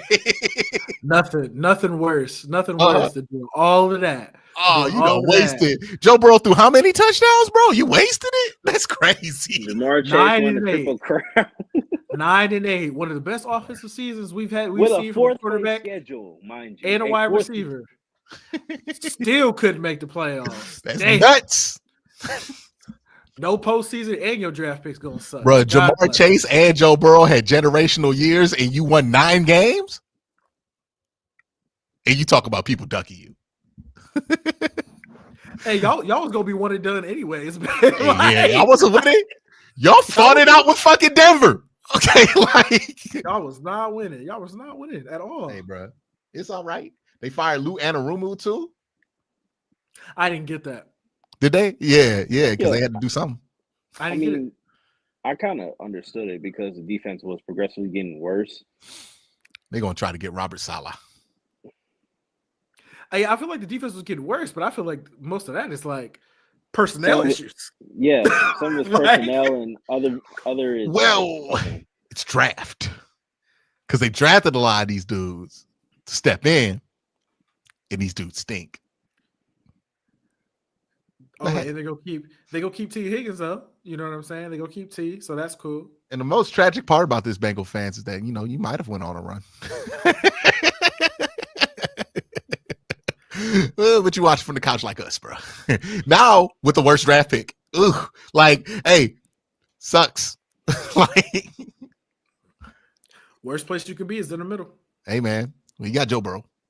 He's gonna be so good that you can't miss the playoffs with the Joe Burrow staying healthy, so you know. There's that. And that defense not gonna have Trey Hendrickson next year either. So damn, man, Joe Burrow, you better start calling Carson Palmer. Oh yeah, we didn't even mention that. Trey led the league in sacks with 17.5. Y'all still didn't make the. Hey, bro, that sounds like an SB Nation video to me. Don't it? Sound like an SB Nation video to me. Hey, I don't know. This might be the best team to not make the playoffs ever. The Cincinnati Bengals had the passing leader and the sack leader and won 9 games. They also had Jamar Chase, who won Triple Crown. Triple Crown winner, passing leader, sack leader, didn't make the playoffs. They got T. Higgins. Like, it's crazy. It's crazy.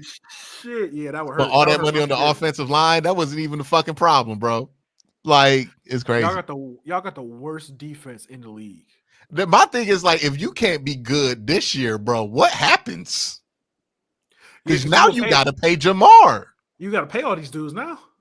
Hey, hey, Joe, bro. Call Carson Palmer. Ask him how he coped. Okay. All I'm saying is this: if you thought the defense was bad this year, just wait till next year. Oh, and y'all got a new coordinator? And Trey's not gonna be there. Oh, y'all losing Trey? Nah, Trey under contract. No, Trey, they can't keep Trey and pay T. So and they go keep T. So that they go and they're gonna pay T. So guess what? Guess who has to go? Hey, bro, I hope you like offense over there in Cincinnati. Because losing DJ Reader hurt. Okay. Like, I think everything stems from them losing DJ Reader. Hey, Trey, you know, if I know Andrew Berry, you ain't got to go far.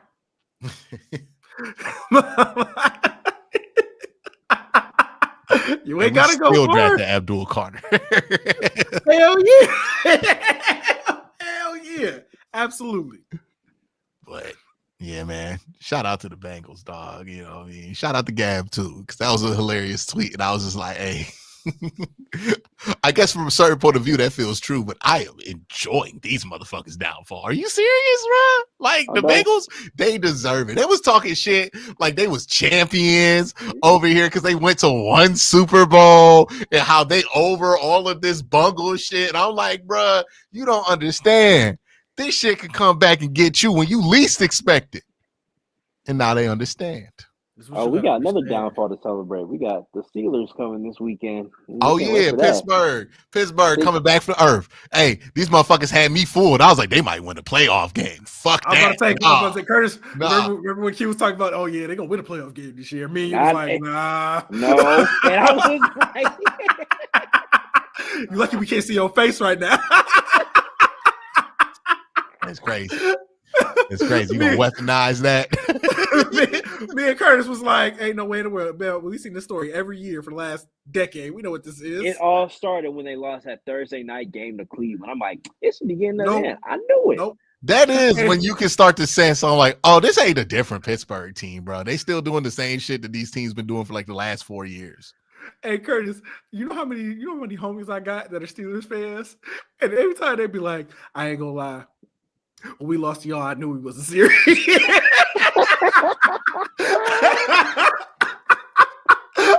It was like, yeah, we lost to y'all. I was like, oh yeah, it's fucking over.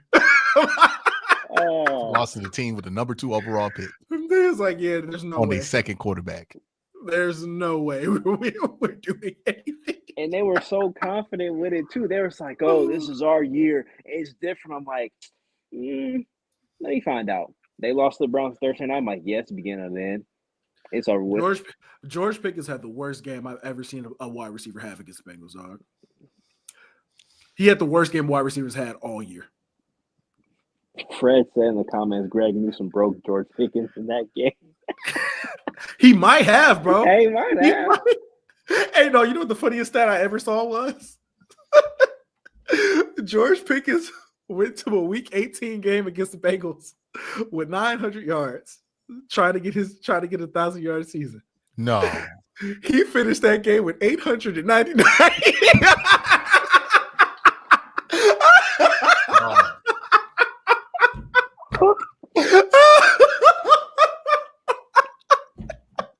Oh, shit. Oh, man. What did Jerry Jeudy finish in receiving yards this year? You have 1,200? Is he have 12? Nah, ain't no way he got 1,200, bro. Like, was that man throwing on the fucking ball? I know he cracked 11 for sure. Yeah, he cracked 11 with DTR the week before. Now, I'm going to tell you this right now. This is the most impressive 1,100-yard season I've ever seen in my life because, like, look at these fucking quarterbacks he did this shit with. Like, the majority of quarterbacks he played with didn't throw the ball downfield. Like, I'm not going to lie. Josh Gordon-esque. Ooh, not all the way, but pretty similar, pretty good impression. No, because Josh Gordon looked like Randy Moss with Brandon Wheaton. Bro, he had 12.29. He looked like CD Lamb out there with these fucking quarterbacks. Nah, dog. He had 12. I was like, oh. He had less than 300 in the 7 games with Deshaun Watson. He finished the season with 1,229 receiving yards. Here's the most impressive thing: 13.7 per. How? None of his quarterbacks averaged more than like 7. No, how many yards did Josh Gordon have when he led the league in receiving yards that year? Oh, he had like 1,600. No, it was not that much. Was it that much? It was so many yards. It was way more than 12. No way. Was it that many?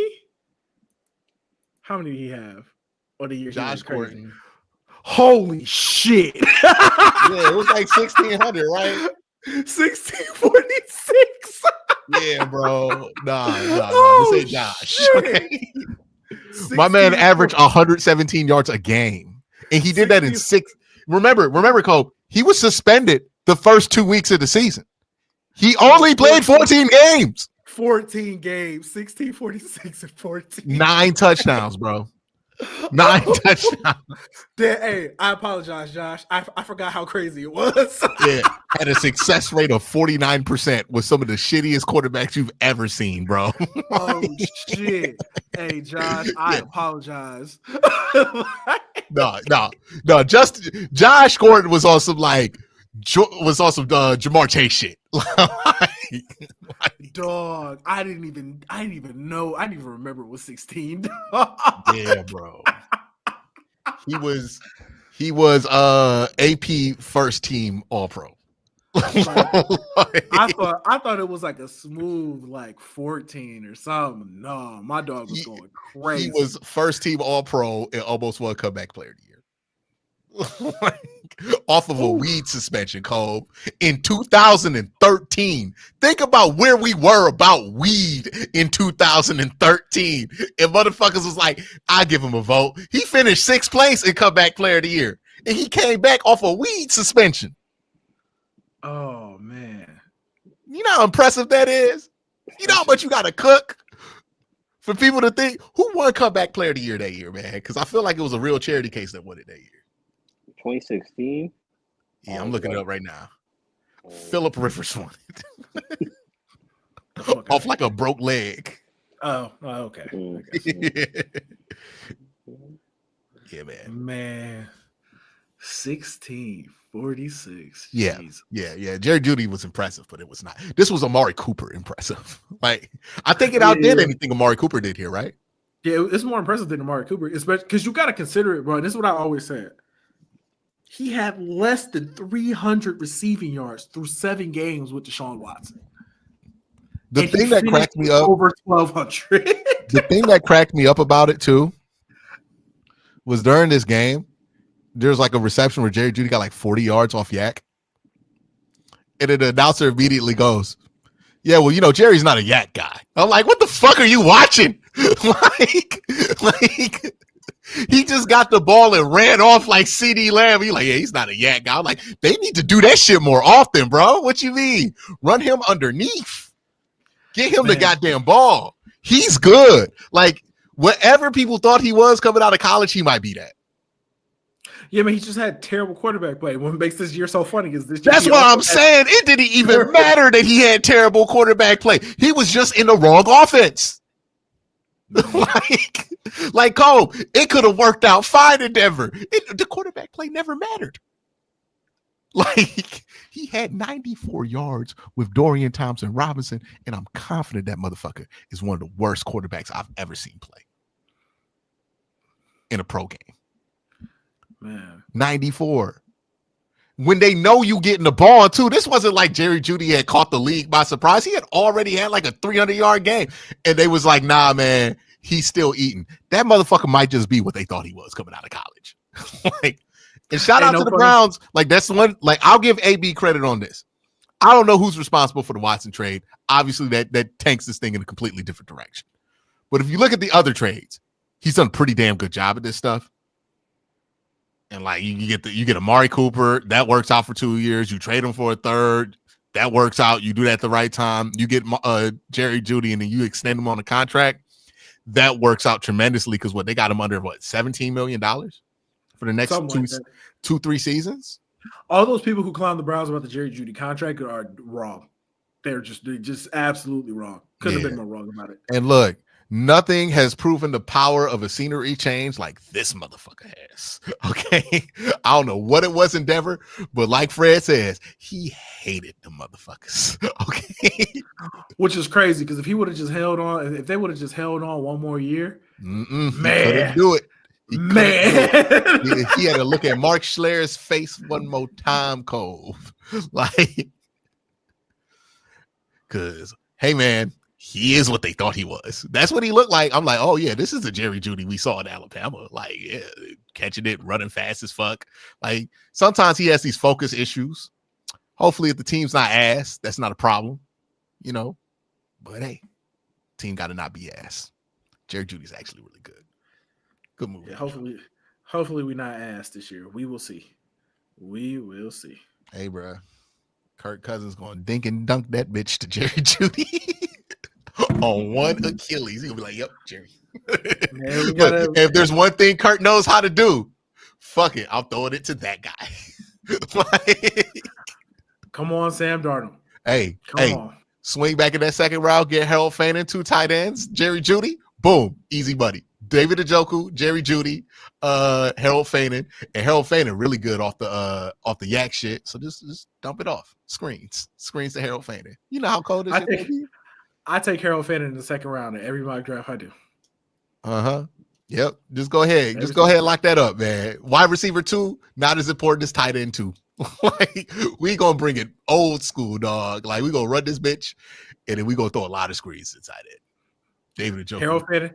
Harold Fannin Jr., Jaden Higgins. Good to go. We're going to have the best 2 yak tight ends in the NFL. Boom, just dump it off. Look, Kirk Cousins is going to be so excited when he looks at the flat and he sees Jerry Jeudy, David Njoku, Harold Fannin, and potentially Cam Scatterboo all in that flat waiting for him. Like, yeah, just dump that ball off, big fella. Oh, you on the Scatterboo wave? You on the Scatterboo wave? Oh yeah, we doing this. Are you not on the Scatterboo wave, Curtis? Oh, I'm on it. I'll be open to it. People keep comparing him to Peyton Hillis. I'm like, have you seen this motherfucker actually catch a football? Like, he's clearly not Peyton Hillis. He's better than Peyton Hillis. Yeah, I'm 100%. Draft 2 running backs. I'm just like, that's the last white dude y'all saw run the football. Okay, like draft 2 running backs, man. Draft 2. Man. Yeah. Get Cam Scatterboo, come back, get Jordan James. I'm cool with it. I'm off Jordan James. I'm off that. Because he got injured versus Ohio State. He cooked y'all the first time he played y'all. Okay, but what happened the serious time? Both times were serious, Cove. Were they? No, that first one was the warm-up. That first one was the first one was the warm-up now? Stop this shit. Stop this shit. Warm-up. Stop this bullshit. Stop it. Warm-up. All right. Well, how you feel about K-Tron Allen? I like K-Tron Allen. Yeah. You know who else I like? You know who I like? Dylan Sampson. Shout out Mike. Dylan Sampson, for sure. From University of Tennessee? Mm-hmm. Now, I know you're not about to knock Jordan James, but then you about to be cool with Dylan Sampson. Listen, John. Wait. Explain this logic to me, Cole. Listen, I saw everything I needed to see in that Rose Bowl. I'm not moved. But you didn't see anything that concerned you with Dylan Sampson not playing? Okay. I saw enough. When he didn't play. What did you see? What did you see? Q, I'm fucking with you, dog. I'm about to say. I'm like, ain't no way he's serious, dog. But hey, either of the running backs from Penn State, I'm 100% okay with. What I say? I think Jordan James is gonna be my day 3 guy. Where I'm like, I hope the Browns get him. Like, but Singleton or Allen, I'm 100%. So K-Tron run angry, bro.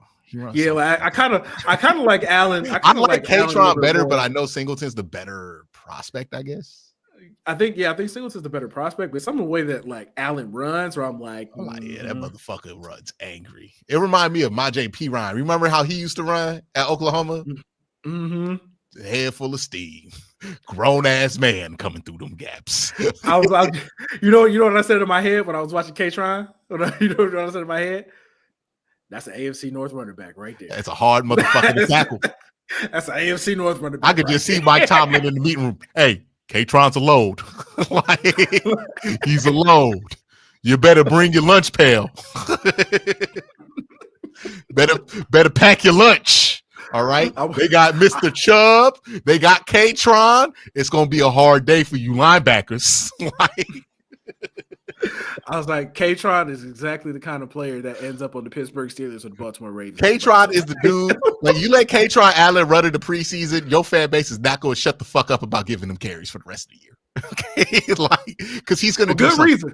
Yeah, for good reason. He's going to run somebody over. Oh yeah, another guy like that, Makuba, little small guy out of Texas, safety. / nickel DB. Yeah, he was at Clemson at one point. Then he transferred to Texas. Hey, yeah, that motherfucker be hitting. Okay, hey, his little ass be hitting. Okay, it'd be Mike Hilton-esque where I'm like, you are not that big to throw yourself at people. I ain't even gonna lie to you, bro. I can't even lie to you, bro. I be taking him in mock drafts too every time. Thing is that like Kevin Winston might be there. I'm like, this is much better prospect at that position. Like, Lathan Ransom too. I'm like, man, he can run defend really well, like when he chooses to. But yeah, I'm back in on the Ohio State guys now. Oh, you back in? They made you in. Good on Tyleek. I'm good. You was down on Tyleek. I'm like, they must have pissed you off, bro. Because like Tyleek's good. I was just mad. I was like, you know who else? I'm like, if he falls because he's not a great athlete, I would be like, he could be Sam Hubbard. Jack Sawyer. I was about to say Jack Sawyer. Like he's better than JT. Like, who was comparing him? No, it was Pat McAfee was comparing him to TJ Watt. All right. I was like, no, but he could definitely be Sam Hubbard though. Oh, like, yeah, Sam Hubbard. He could definitely be Sam Hubbard. Yeah, he can be Sam Hubbard. Great effort guy. Every time I watch Ohio State tape, I'm like, 33 is a player. Also, Penn State's tape. Look, I hope Ohio State and Penn State play again because those are the two best teams in college football. Both those teams have NFL talent all over the field. And another guy, I'm like, he pops every time you watch Penn State tape. Kobe King, 41, Penn State. I'm like, I wonder what teams put him as because he's a really big linebacker. But I think he's athletic enough to do it.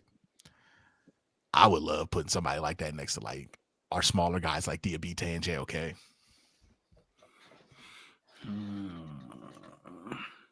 Tyler Warren is like so good, but I'm just like, there's no way the Browns can draft him. There's no.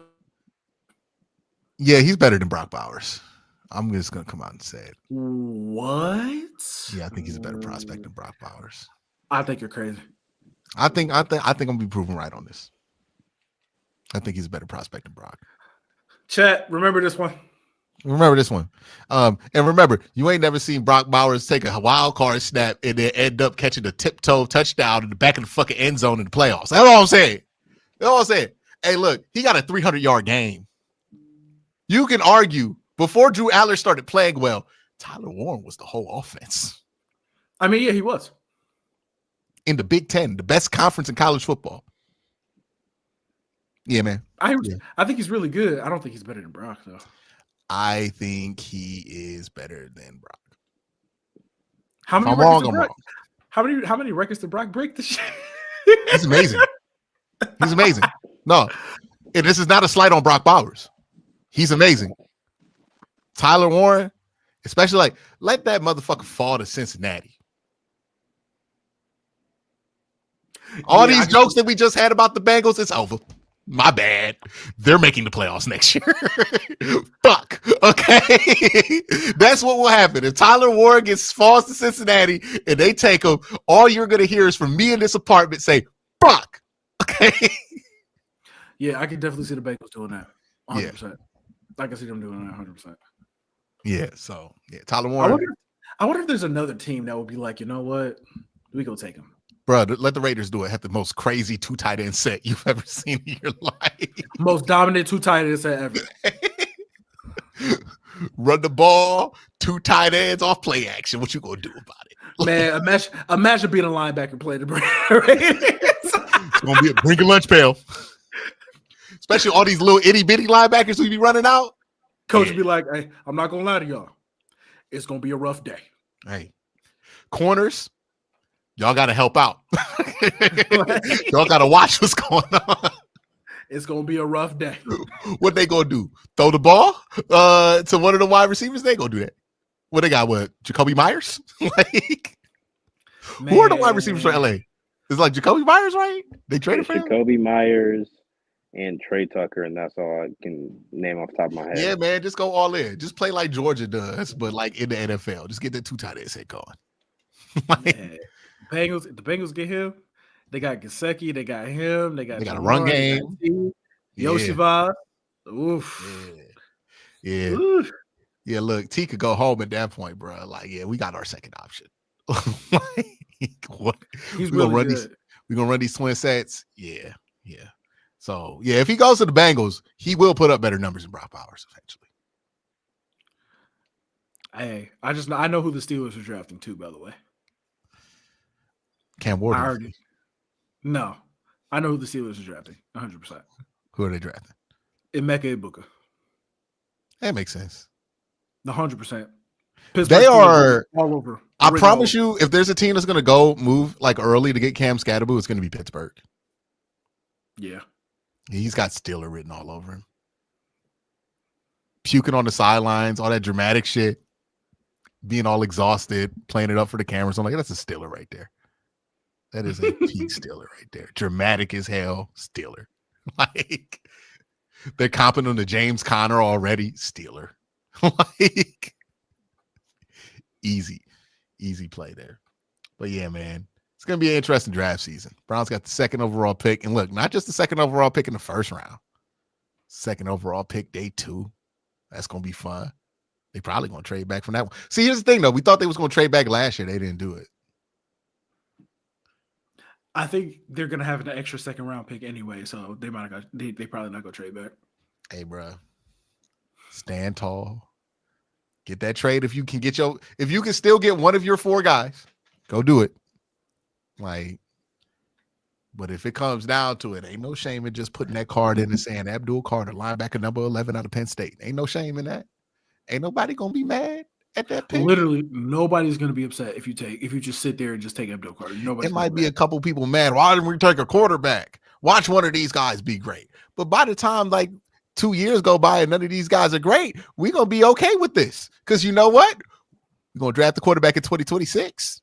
And that guy might be decent if you put him around a good system. But that's what the Browns need to do. Just make sure it's easier to play quarterback for the Browns this offseason. Put themselves in a position to win some games with whatever they got to live with at quarterback this year. And then use the assets that you got this offseason to attack that 2026 draft.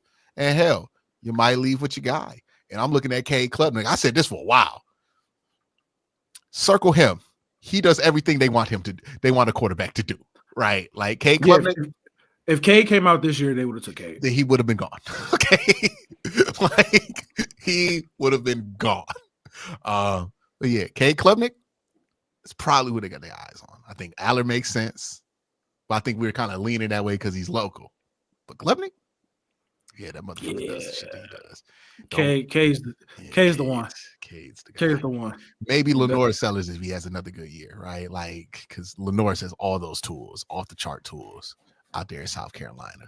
Great arm. Have you watched him play yet? I haven't watched him play yet. Yeah, great arm from Lenore's there. But yeah, Cade feels like who? Look, Cade pick 34 Cade with the trade up to pick 34 next year. That feels right. Cade's going. Cade's gonna go in the first round if he has a good year. Yeah, he's going high in the first round. Did they? No, they didn't win their playoff game. They lost to who? Texas. Clemson, yeah, They were the only close first round game, right?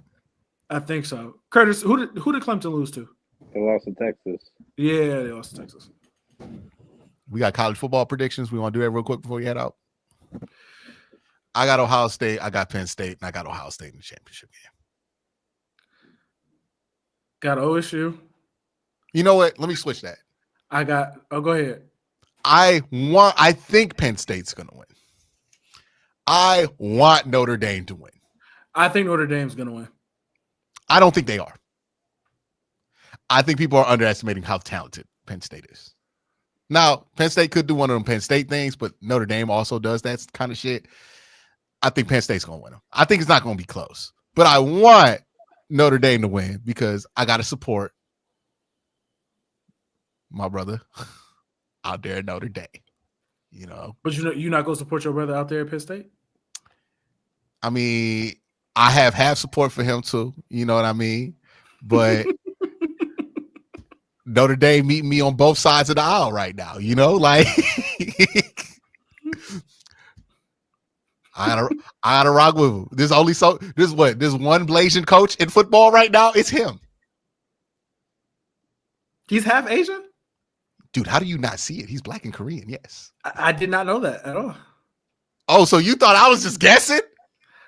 I didn't know. I just didn't. I was not aware. I was not aware. No, yeah. He talking about how did I not know? I couldn't see it through all that fucking Beijing he got on his fucking head. That was nasty.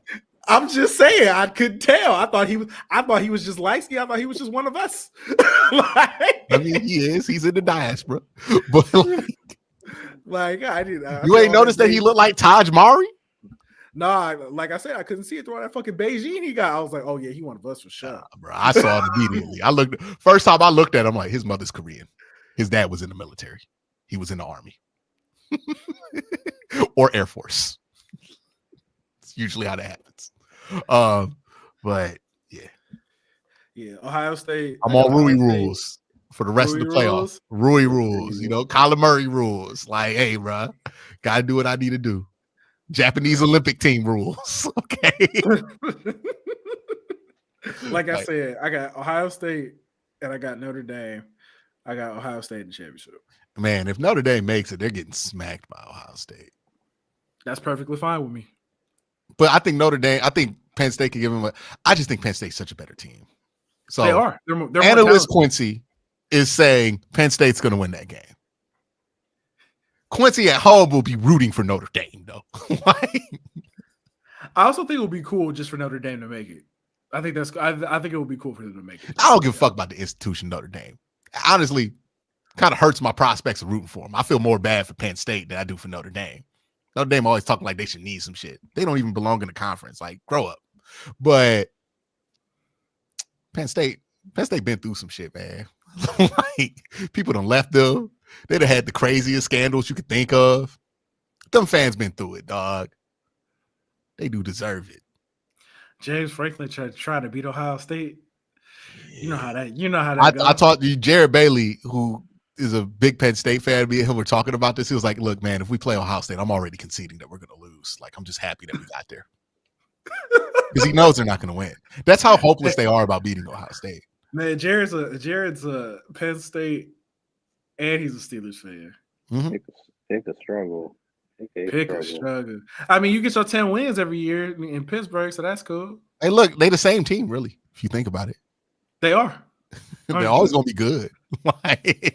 Yeah, and always very respectable, good culture. That, like, both teams are the perpetual intercontinental champions of both football leagues they play in. Always good enough to get some respect. Never good enough to beat a man, though.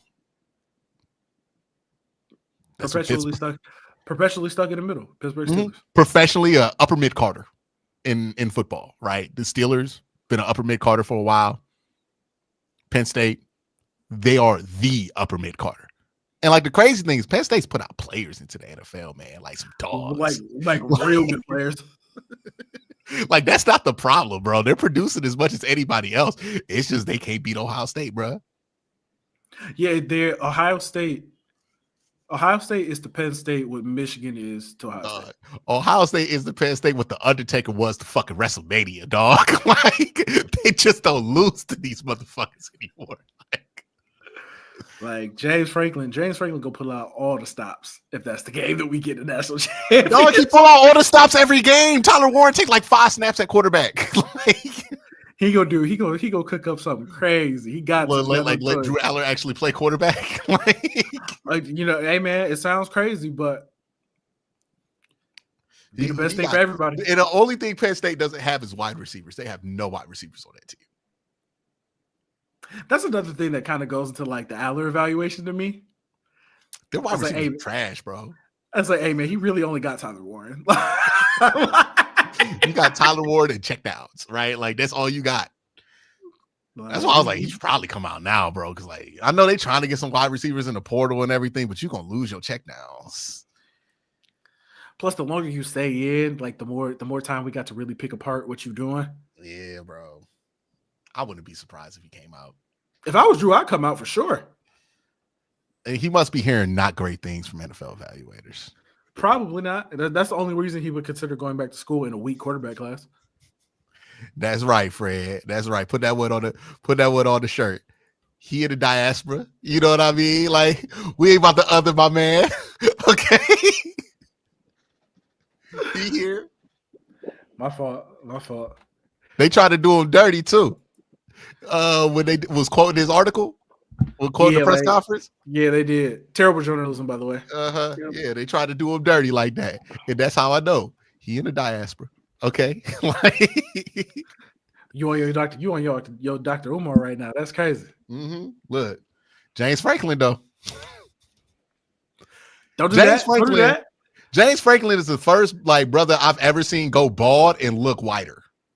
Yeah, no, hey, I can't even lie. I had no idea. I had no idea James Franklin was black. Like, you saw James Franklin as a kid, and you're like, "Oh shit, that's a brother."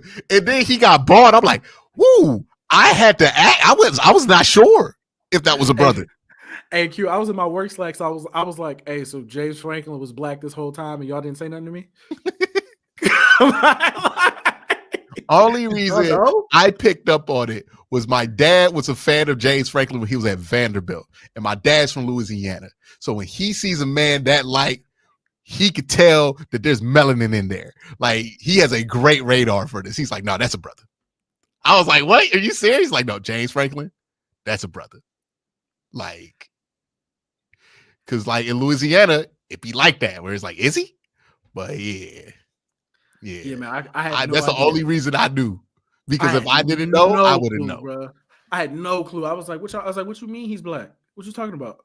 Yeah, I thought he was just a bald white dude who with a tan. Thought he was Italian, like hey, Mike Tirico. Hey, that's funny. That's funny as hell. I ain't gonna lie. I'm being so serious. I had no idea that man was black. Oh shit! Yeah, I got to be reminded. Like when they was like, "Yeah, it's going to be the first time 2 black head coaches face off to play in the college football playoff." I was like, "Oh yeah, James Franklin. Yeah." I had no clue. Like it's the same thing with Ty Jerome. Like I had no idea. Nah, look, I would have never guessed. I had no idea. I think eventually I would have guessed with James Franklin. If I saw some older pictures, there is no point in time where I would have guessed Ty Jerome had that situation going on. Like, that is almost Isaiah Hartenstein level of like, wow. like Mike McDaniel level. Mm-hmm. Like, wow, your dad lost that genetic battle. Mike McDaniel, I could tell a little bit. I could tell a little bit. Like, once somebody told me, I'm like, I see it.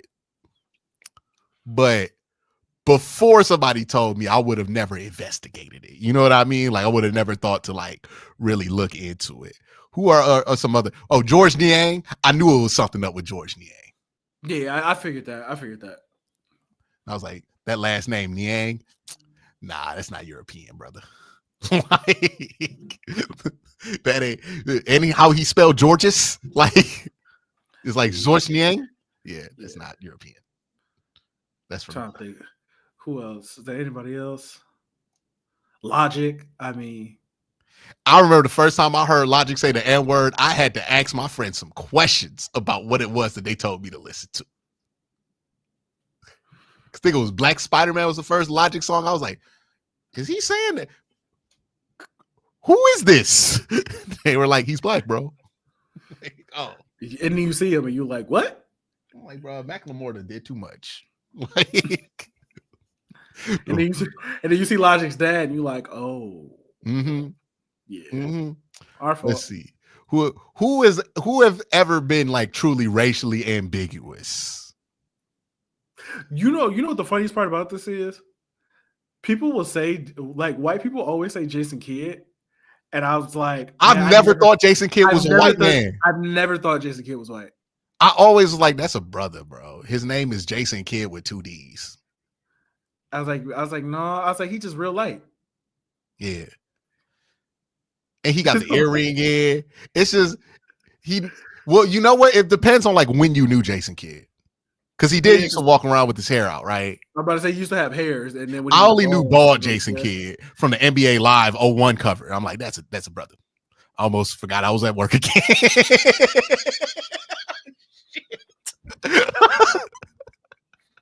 No, that would have been hilarious. That would have been hilarious. Oh shit. Yeah, but like Jason Kidd, I never had that impression of him. I know that a lot of people were surprised to find that one out. I don't know. Oh, Blake Griffin. That was never a question for me. Even with the red hair? Nah, because the red hair was curly. Facts. like, yeah, the hair was red, but the texture, I mean, yeah, I know that texture. And I would say Blake Griffin is the one where I could like understand people because he got Blake Griffin was the one where Skip Bayless was like, can I get a piece of that? It's a half white man from Oklahoma. Hey man. Some of that now we saying some things that Skip used to How say much back would in Skip the have day. paid?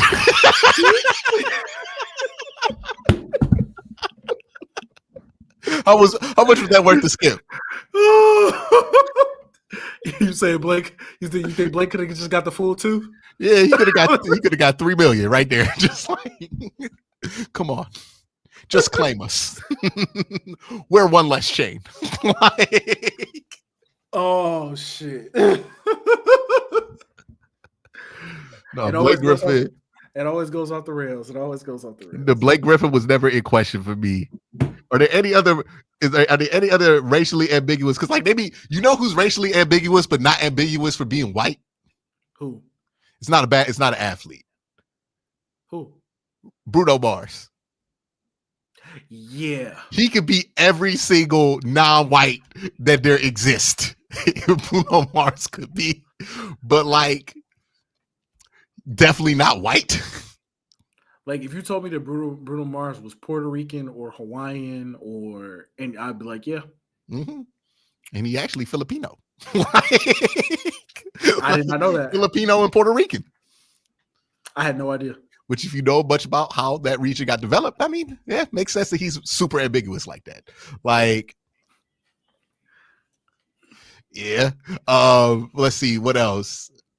Yeah, that's the only. Well, was Miguel like that? Because Miguel, I don't believe he's a brother, but like I think people was just like, I thought he was Spanish because his name was Miguel.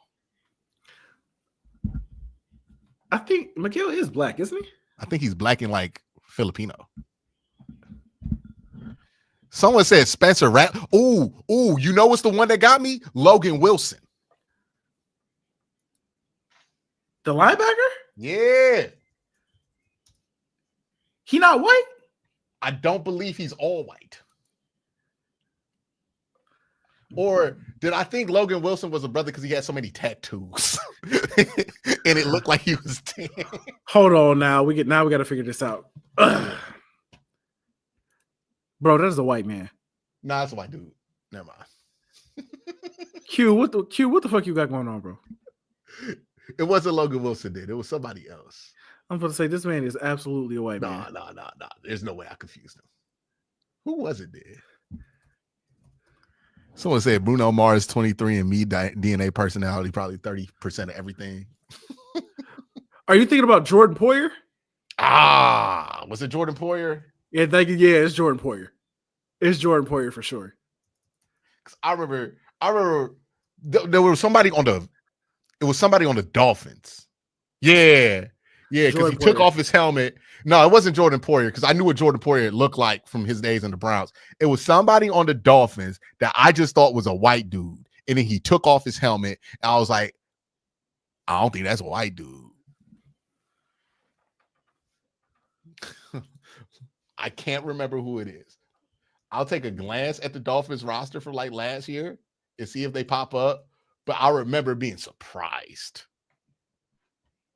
Fred said Jason Taylor? No, not Jason Taylor. Even though, yeah. Hey, is dude from the game? That's a half situation, right? Yeah. See, now that was close. But he was bald. And I remember he was in like Sister for like a couple episodes. And he had more hair back then. You can tell. Is there any other ambiguous brothers here? Yeah, they're saying the head coach for the Dolphins. That's not who I'm talking about. It was like a linebacker.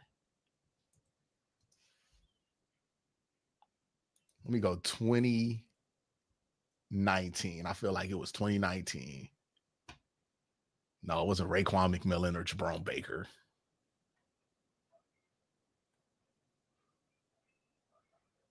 I'll eventually run into this dude again, but yeah, save it for the next pod.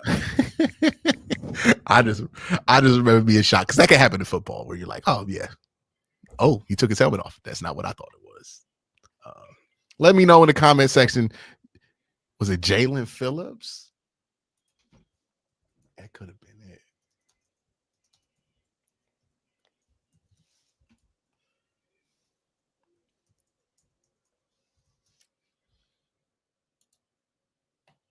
Oh, it might have been Jalen Phillips. Yeah.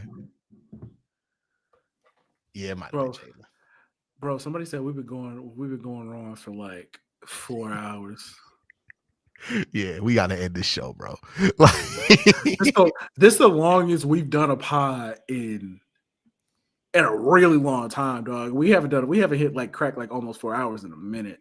We haven't been on in a minute too, so this is like a double show. So yeah, we kind of owed everybody a long show. Yeah, I mean, so we got y'all through half your workday.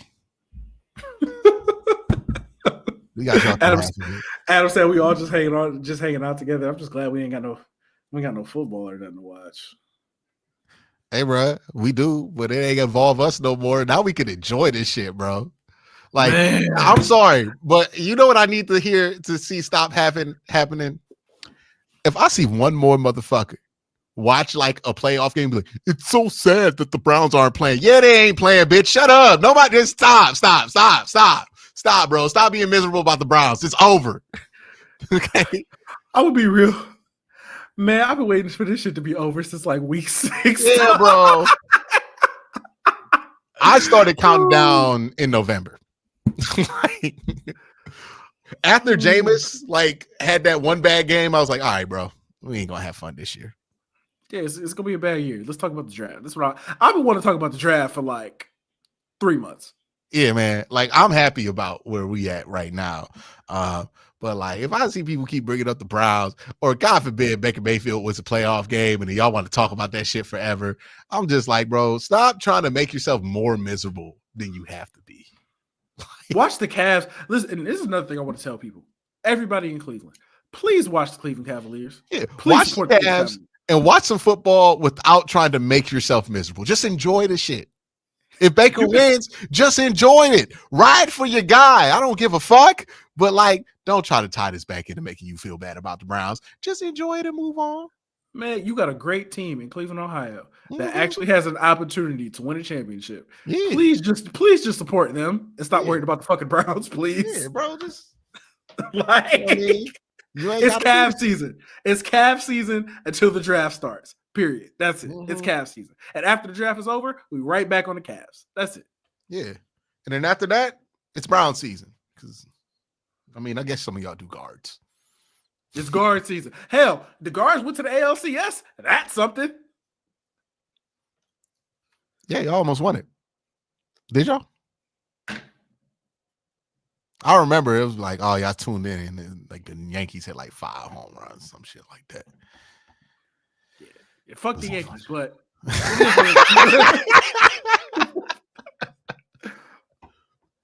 hey man. What? Okay, yeah, I'm out, bro. Someone said JOK looked like Cuba Gooding Jr. I'm out.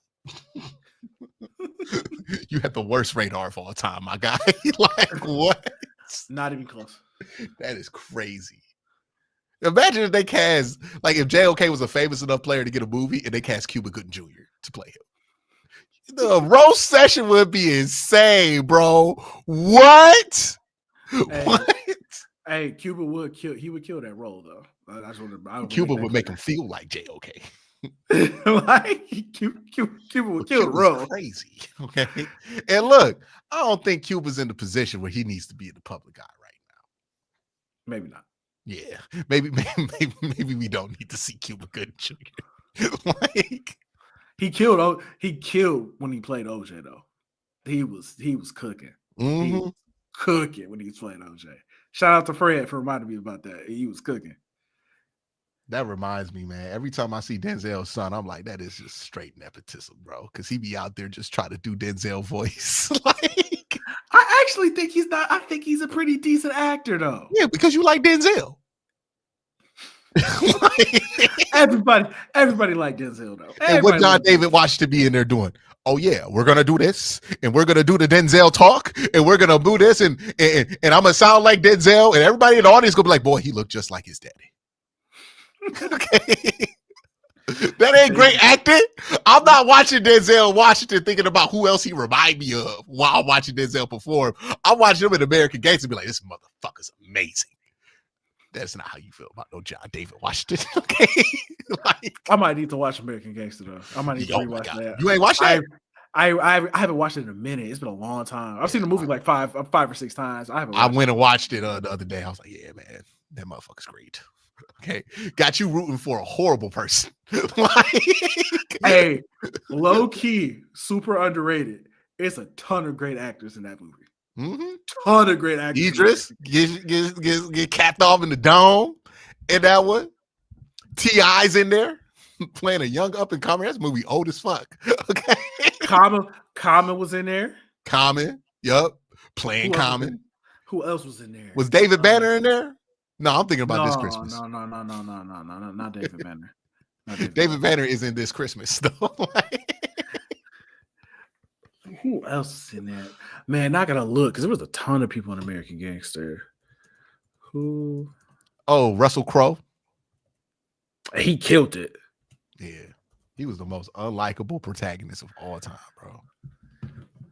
Russell Crowe. Josh Brolin was in there. I forgot Josh Brolin was in there. Okay, my guy corrected it, said Idris Elba. Yeah, okay. Idris could play JOK. That makes sense. I can see the resemblance there. The RZA was in that? Yeah, the RZA. No, here's the crazy thing about the RZA being in that fucking movie, Colb. Go back and watch it. You can see the RZA in there with a Wu-Tang Clan tattoo that says RZA on it, fully in frame in the shot at some point in this movie set in the 1960s. Man, Anthony Hamilton was in there? Yep. Cuba was in there too. Yeah, Cuba was playing the pimp. Man, they had a lot of great actors in this movie, man. This is a Ridley Scott movie, ain't it? Man.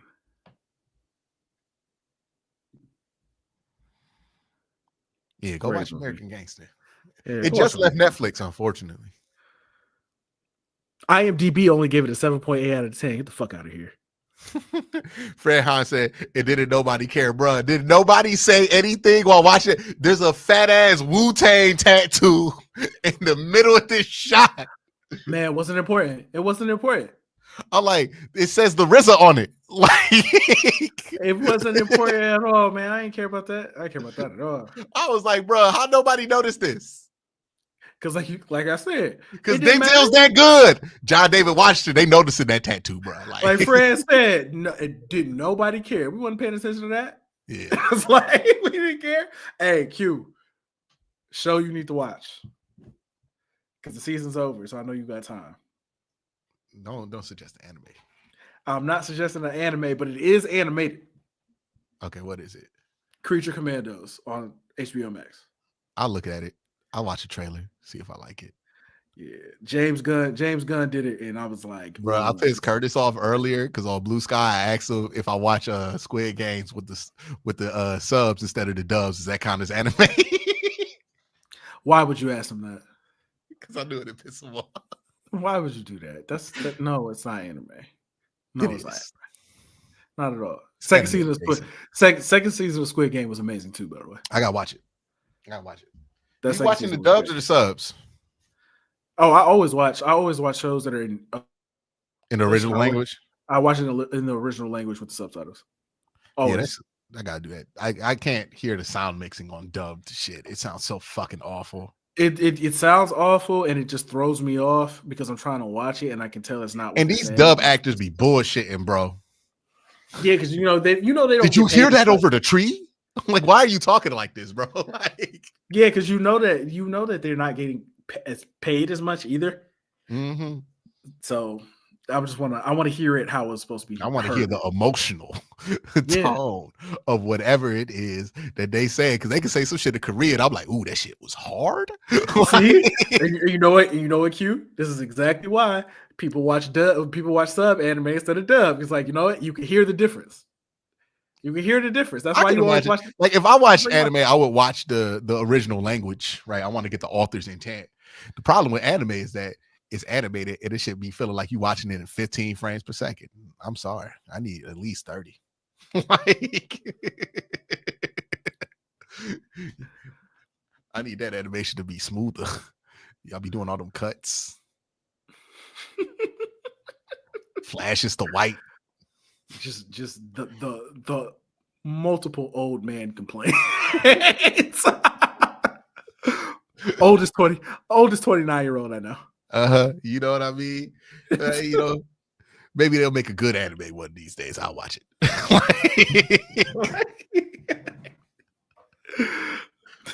They said that, here you go rebelling against your heritage.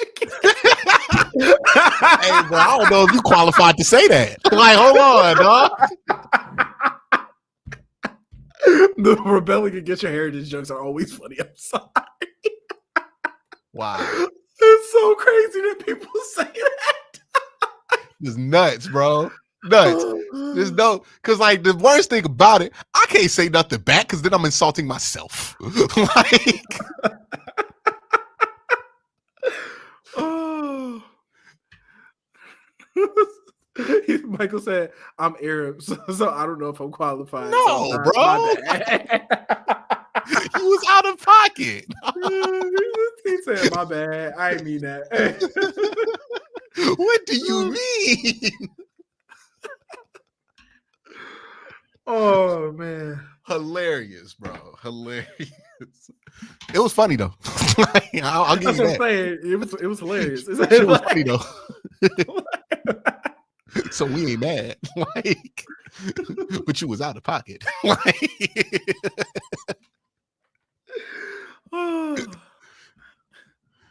oh man, that's hilarious. Yeah, we 3 hours, 54 minutes in. I don't even think Curtis in this bitch no more. I think Curtis left. Like, I'm pretty sure Curtis did leave. Curtis probably had to go to work. He probably did. But appreciate all y'all for showing up, man. Gave y'all the 4-hour Q and Cole Palooza. We'll call it the double episode. We talked about it all. It was a lot to talk about. The only thing we didn't talk about is how happy we are that the season is over. Hey, bro, joy. Okay. I know everybody was happy because my views went after the season was over, bro. I was like, y'all came out the woodworks to finally talk about the Browns, bro. Y'all been on break the last 2 months. Hey, can we talk about it? Hey, when we knew that when everybody knew that the season was like done, the views was like, Bro, I was get 3,000 a day on a video a day. I'm like, damn, this shit usually hit like 6. And then the season ended. I drop a mock draft with the second pick. That shit did 30K. I'm like, okay. Oh, we back. We know what we want to talk about. We try to talk about that draft. Don't worry, we got stuff for y'all. We got some draft. Like, we got draft content. We working on. Please. Give us some time. I remember I was just sitting there. I was talking to my girl. I'm like, yeah, we just gonna have to make some of this money back in the spring, dog. I'm like, we gonna have to talk about the draft a ton. Like draft, free agency. They gonna sign a fucking offensive coordinator. We get to talk about that. That shit probably gonna happen before the Senior Bowl. We might have to call Corey and Dalton up. Corey and Dalton. See what they doing. Well, they about to be at the East-West Shrine game, so well, at least one. Yeah. Well, no, Dalton's in Texas, right? Dalton's in Texas. I know Corey gonna be at the East-West game sooner or later. No, Corey's gonna be there. So yeah. When is that, by the way? The week before the Senior Bowl. Which is? So the Senior Bowl is the week in between the Super Bowl and the conference championship games. So it's that weekend. It's the week that occupies that space.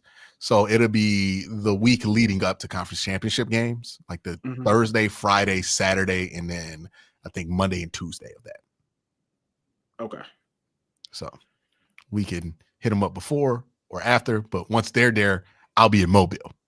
But I got a laptop now, so I'll be able to do the show much easier. Look at you. Probably get that laptop. Yeah. Yeah, I got me a MacBook. Look at you. They got my money, bro. Apple done fucking took all my shit, bro. I used to be a proud Android person. I don't want to be on that Apple shit. I got an iPhone, brother. They got all my Apple Watch, AirPods, Mac Studio, MacBook, Apple TV. They done took my shit, bro. Man, you I got the whole ecosystem. You just sold out. That's crazy. Hey, bro, it's convenient. It is extremely convenient. Like, I don't know why anybody works with anything else, especially if you work in the creative space. Like, it's extremely convenient. You know how nice it is that I could just send you a link on the text and then just open it on my computer. Like, I don't gotta find you on Twitter. Every time I have to send somebody a link on Twitter for Zoom, I'm like, oh yeah, you on Android. Like, someone said you'll be a proud anime fan eventually, Q. You'll catch Dan to Dan and it'll be over. Yeah. What the fuck did you just say to me? Yeah, Dan to Dan. You gotta watch it. Gotta watch it. Prospect. I'm not gonna lie. It's really good. Really good show. All right. Chris Russell says this show got me through my whole shift. All right, y'all. All right. Y'all have a good one, man. Appreciate everybody for coming. Shout out to all the people. We got no more parting thoughts. We have 2 hours of parting thoughts on this show. So y'all have a good day. Next show's 2 hours, bro. I'm gonna put a timer on. Next show's 2 hours. Y'all have a good one though.